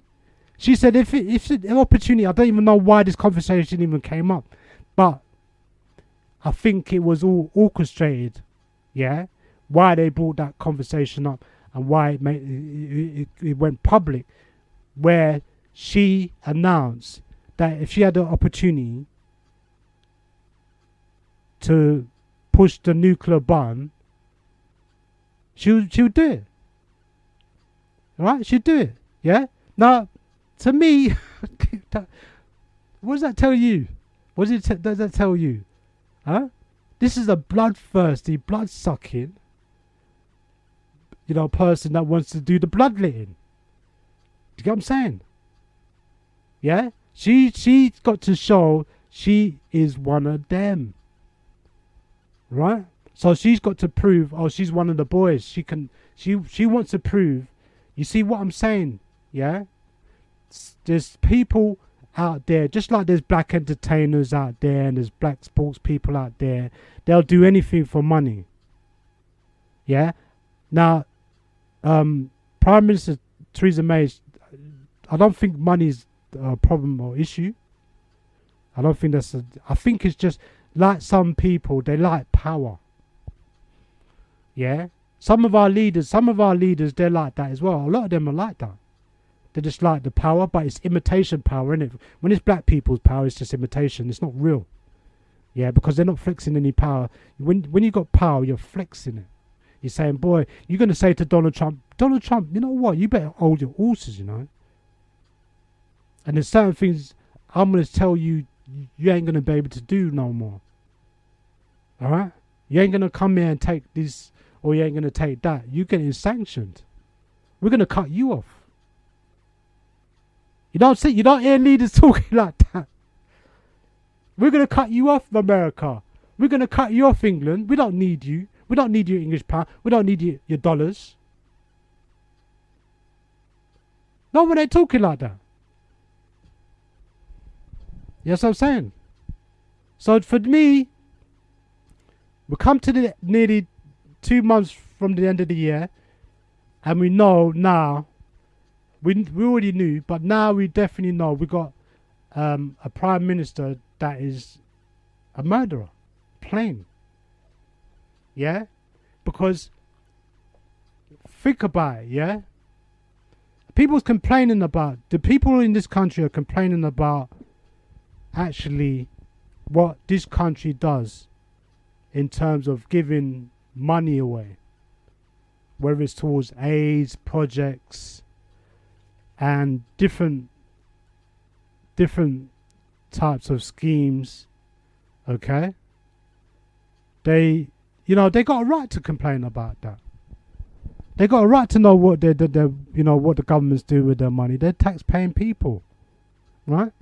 And so, they give money. I think they was complaining about giving money to Pakistan the other day. They complain about everybody, yeah? Because the real thing is, this country... Accept your own.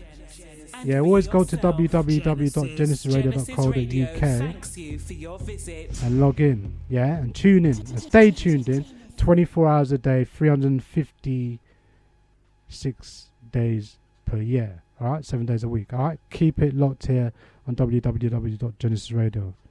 So what I'm saying is, this is a terrible thing for us right now. Yeah, this tells me this is absolutely damning. All right, this tells me I don't want to hear nothing from nobody. Please phone me up still. Yeah, you may not agree with anything I'm saying. That's fine. I'm cool on that. No, yeah. But what I'm saying is, all right, that a lot of people's complaining about overseas aids. Why is this country giving so much money away and all of this, right? Yeah, but most people don't get it. Majority of people don't get it. They don't understand how this system operates. They don't understand it.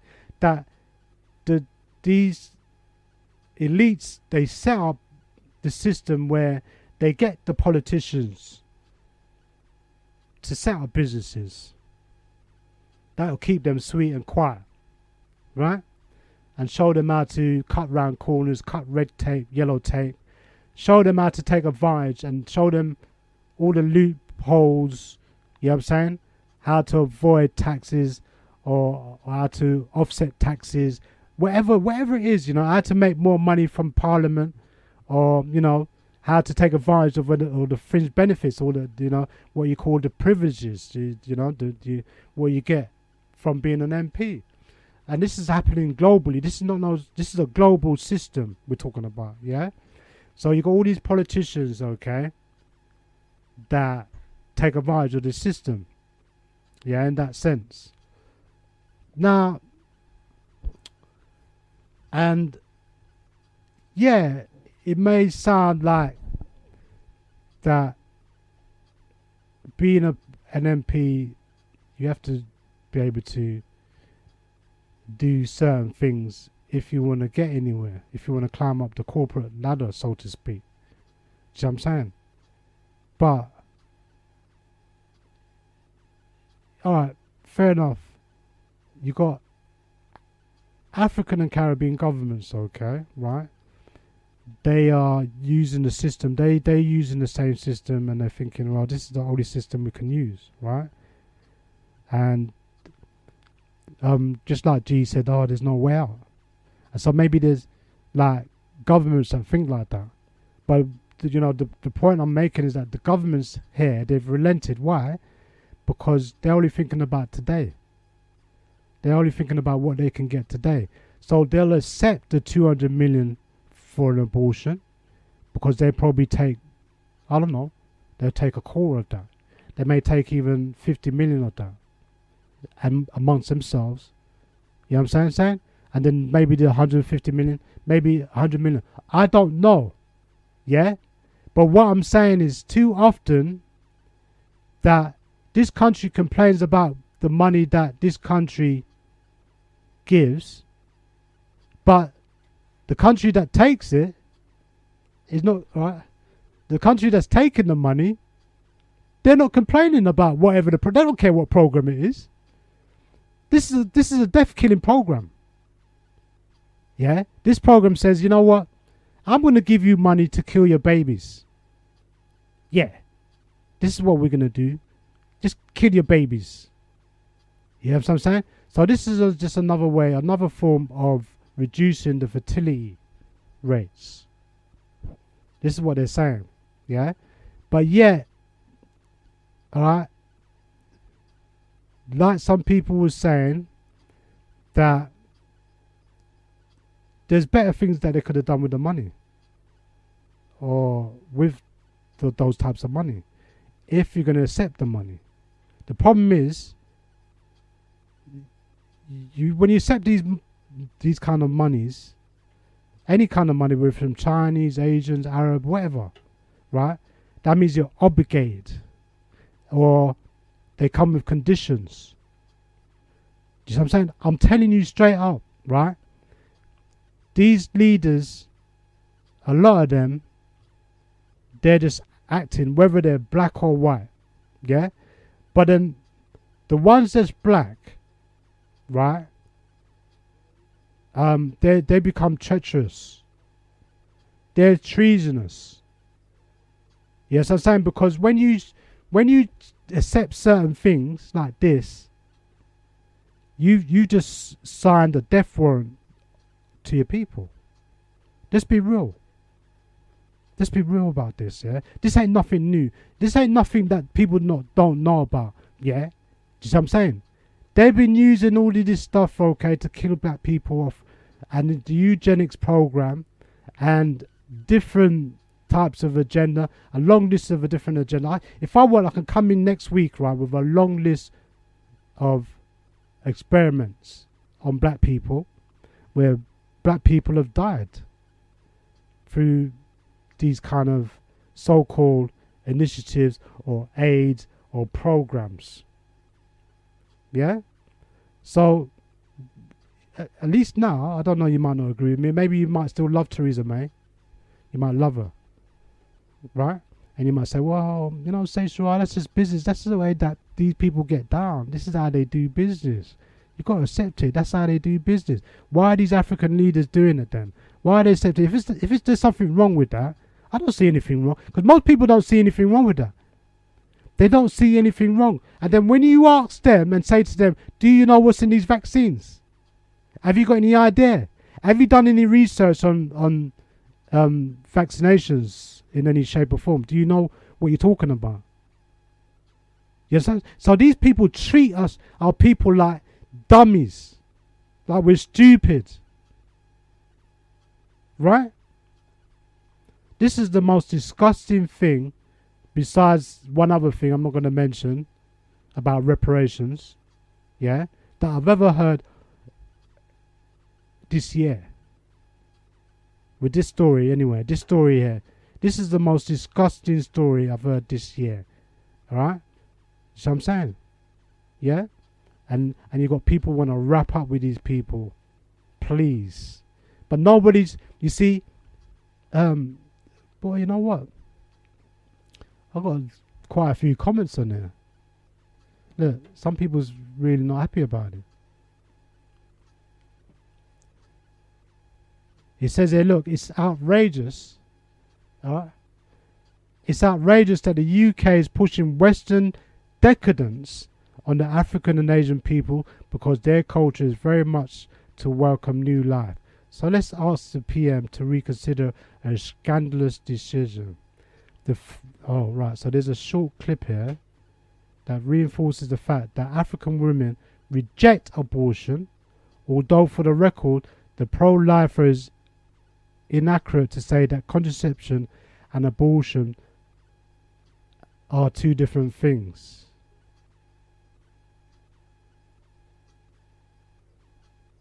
Yeah, well, contraception and abortion,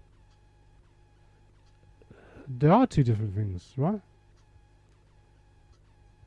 Alright, so I don't know what this video is, right? But if you want to go to this article, you can go to, it says Catholic Truth. Just type in £200 million for abortion. Theresa May's intent on killing African babies. Okay. No, I didn't put that title there. Alright? See what I'm saying? I'm just saying, yeah, there's people out there that they know what's going on, right? And people can sit around and say, well, I'll say Sayshara, we're here in London, South London. I don't care about it. I hear somebody talking to me, telling me about, I need to talk about what's going on in London, or I need to talk about what's going on in England. What do you know? It's the same old stuff, man. What are you talking about? Alright, let me tell you what's going on. You want to know what's going on? School exclusions, driving gang violence as group target vulnerable pupils, right? So they're saying that school exclusions are highly significant in driving gang violence as criminals target vulnerable youngsters, a study will reportedly reveal. Now I'm reading this out, okay, because some people might have missed this, all right, recently that came out, yeah, that a Home Office Commission report found that many children groomed by drug gangs were recruited after they were excluded from school and sent to pupil referral units, PRUs, the Times said. The study will highlight PRUs as fertile ground for gang recruitment where youngsters may only attend for a few hours a week, the paper added. It comes after the gang office, it comes after the Home Office announced it had established an expert team to tackle gangs that use children as mules in lucrative drug smuggling operations. The sprawling narcotics distribution model known as county lines typically involves city gangs branching out into county or coastal towns to sell heroin and crack cocaine. They deploy children and vulnerable people as couriers to move drugs and cash between the new market and their urban hub. The report, carried out by St. Giles Trust Charity and due to be published on Monday, concluded that a high proportion of children involved in county lines appeared to be outside mainstream medication, the Times said. A separate investigation by the paper revealed gang members were waiting outside PRU gates on the lookout for the most vulnerable children to target. A government spokesman said it was working to crack down on violent county drug gangs which are devastating the lives of vulnerable children and communities across the UK. He added and quoted that we have launched a 3.6 million National County Lines Coordination Centre which will strengthen the law enforcement response to this issue and enable police forces to work together to tackle a crime that crosses regions and demands a multi-agency approach. And in conclusion, it says that schools, colleges and pupil referral units all have a legal duty to safeguard children, and we have begun an externally led review on exclusion to explore why some groups of children are more likely to be excluded than others. And it goes on to say in conclusion that it's important that these issues are not tackled in isolation, which is why we are working across government to support early intervention and prevention for these vulnerable young people. And this is at the end of this article, really gets to the crux of the matter. Support early intervention and prevention. Key. Right? Now, obviously there's going to be consequences if you exclude children from school. Are they talking about black children? Yeah. Predominantly, yeah. Because if you look at all the statistics to do with black people and to do with some of the things that we really don't want to associate our people with, you know, whether it's crime or violence and general bad behavior and wrongdoing, yeah, you know, and in most societies you're going to find that. You're going to find some elements of that, yeah? You know what I'm saying? You're going to find that, okay? But then we know that,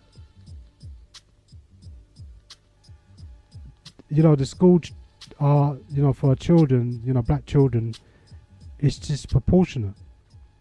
Whether you look at so many different things in the school system alone, you find there's so many variations of disproportionality towards black children. This is not no excuse. This has been going on for years, decades in fact.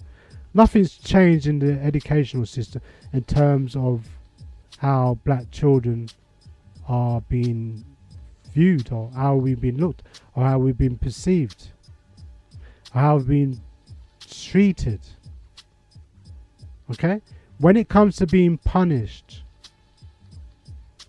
you know, it's the most disproportionate thing on every level, in every type of institution, industry or establishment, every part of society. when it comes to bad things, we're the baddest, isn't it? We're deemed the baddest. Yeah? And we're treated the baddest and viewed as bad. Okay? So, you know, obviously, when young people are excluded from school, which shouldn't really happen, you know, or, alright, you know, maybe these referral units, they're not working. Yeah? And whatever they do generally doesn't work anyway. It's not working. I think we need a new approach when it comes to dealing with our young people in schools. If they're excluded from school, you know, parents and teachers, black teachers and black parents need to come together to solve this one out, because you're never gonna get anywhere if you don't come together. I'm telling you straight up, you're gonna have these kind of problems. Okay, but numbers in strength.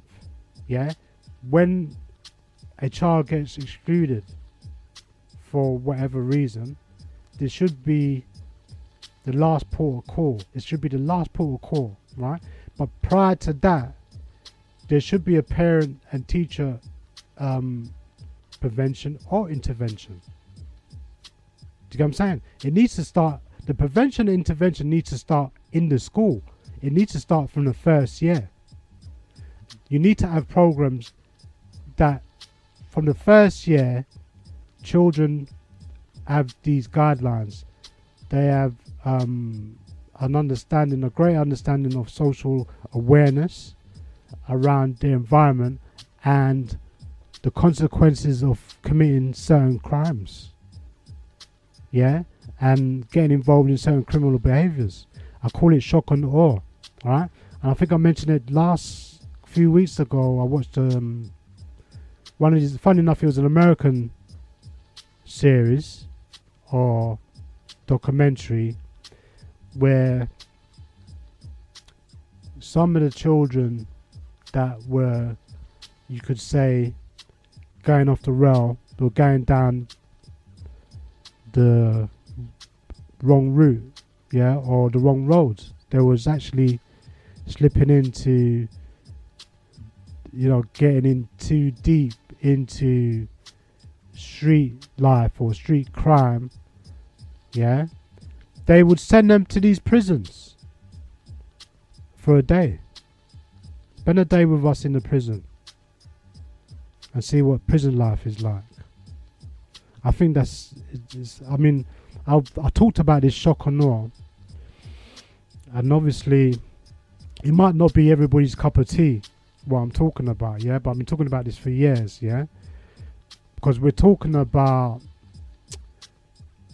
life skills and responsibility. Yeah, you're not going to have life skills, and children are not going to take responsibility unless you teach them those life skills and responsibility. What they need to be responsible about, what skills they need to have. That's going to see them out throughout their life. That's going to help them, to benefit them, you know, to make them a better person, to make them a more wise and knowledgeable person, a person with self-confidence and self-esteem, yeah, that knows the difference between what's right and wrong. Just what I'm saying, that needs to be coming from the first year. So I'm saying, yeah. So now, all the children. The problem is the schools are not uniform. That's the problem. You got to get a uniform for it to work. Your school has to be uniform. So you'll have one teacher. I've talked about this before. One teacher will teach a class of children, and always be the teacher. You know, I know they do something similar, but I think that it needs to be more that the same teacher needs to be with that class throughout the years. Yeah, and form a relationship and a bond, you know, and that way, and as well as working with the parents, okay, because you need that. You need to have things need to be in a circular motion, right? So things, when they're revolving in a circular motion, but everybody's involved in that circle. You know, so you've got the parents, you've got the, you know, you've got the pupil or the student, and the child or children, and then you've got obviously the parents, and then you've got the school administration. Yeah? All three need to be working collectively together. This is part of the African village model society that we originate from. Yeah? So we know if anything is wrong, the parents are going to know about it. Before, because what they do is build up a record, then they tell you, oh, by the way, your child's been rude for the last couple of years. Here's a long list. We're going to exclude them. You see what I'm saying? They don't do any prevention. They don't know intervention. They only tell you at the last minute, oh, your child's just been excluded, you know. What? You're shocked. You're shocked. You think your child's been alright, innit? Yeah? So what I'm saying is, look, I've got to go, yeah, because I've gone well over my time, yeah. We had a conversation with Brother G, and you know, we talked about different things there. We're just talk about this whole thing to do with this crazy sexual perverted behaviors that seems to be going around, okay? But this is the legacy of things that's not being dealt with, that people just been sweeping off the carpet, okay? It's just not being dealt with properly, right? And so it's going to take a little while, you know, before these things could be corrected. Man needs to change their behavior totally, all right? And until that time, I think that you're gonna get men abusing their powers, or themselves. They're gonna take advantage of young, vulnerable people, whether it's women or children or men, you know, whoever. You know what I'm saying? So I kind of like, I want to big everyone up before I go. I want to say thank all those people for taking the time and energy for tuning in. Yeah, Genesis is looking to give you more information, and we'll be looking, just keep in tune, just, you know, make sure you let everybody know that we're here anyway, yeah, and that we need your support. But then I'm gonna, you know, big up all of the radio DJs representing all these people behind the radio station that's trying to keep definitely keeping Genesis afloat. We're always looking at ways to be able to improve the things that we're doing. Obviously, I know people are complaining that we're not doing this and we're not doing that, yeah. But at the same time, I want to say to you, there's people out here that's doing a whole heap of things out here, yeah, and they're not looking credit, right? But there's people always doing things, and just take note of that, yeah. You're not alone, all right? So not to forget, August the 21st, Auntie Jean's African Culture Market, just my last announcement, which will be held on Sunday the 21st of October at the auditorium at University Lewisham Hospital, Lewisham High Street, SE13 6LH. For further information, for tickets, which are £7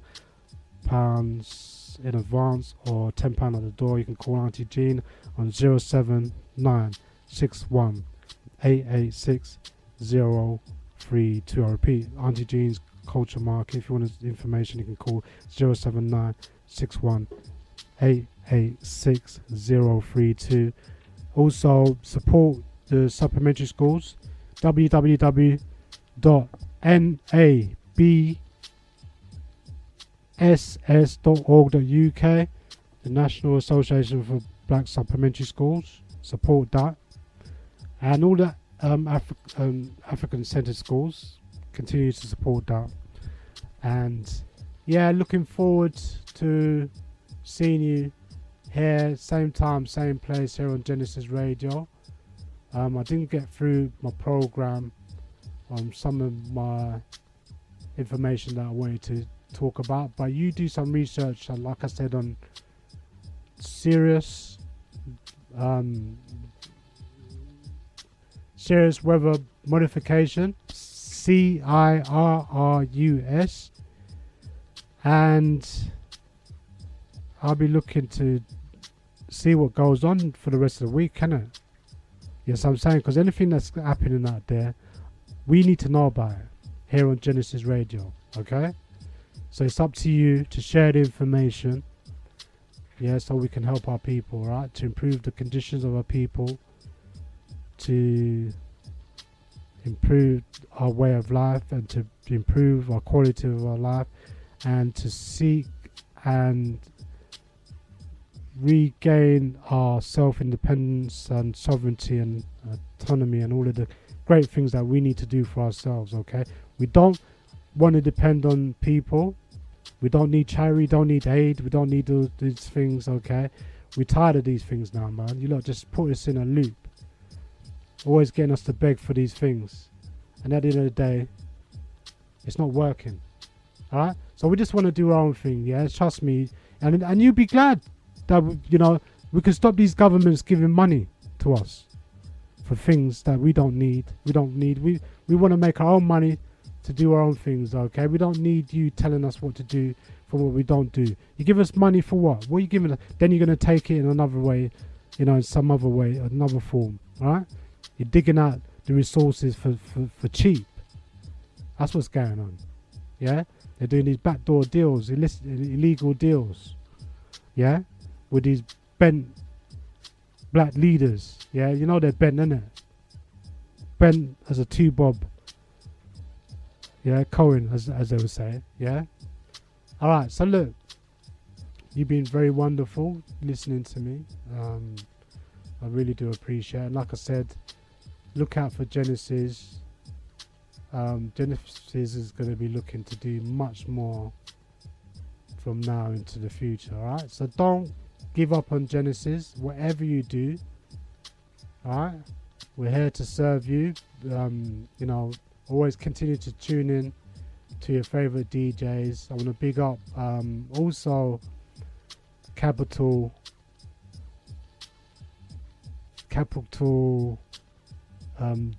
Jaws, that's it, Jaws. Big up Capital Jaws, Cap Jaws, you know what I'm saying? And yeah, Ross Wonder and all the DJs out there, Tony Mix, DJ Gigs, all my DJs out there, you know you're cool with me, yeah? Alright. So look, just so that it says I've got one text I mustn't forget. It says greetings Sayshara. Ask Auntie Jean if she would like me to put her business on my site to help promote Jumbo. Yeah, 753. Just send a text out. Yeah, I think alright then, maybe we can ask next week. I mean I missed that text, so alright, we'll see how it goes, yeah, next week, alright? Yeah? So I want to say, look, definitely, thanks for your time and the energy. I've kind of gone over. Watch what's going on out there. Look after your children, look after your loved ones. I want to say my condolences and hearts and mine goes out to, like I said, my brother, Podgy, Dennis Warren from Brixton, Loughborough, Ernil. Hearts and mine goes out to my brother, his family, friends and loved ones. My name is Sayshara. Same time,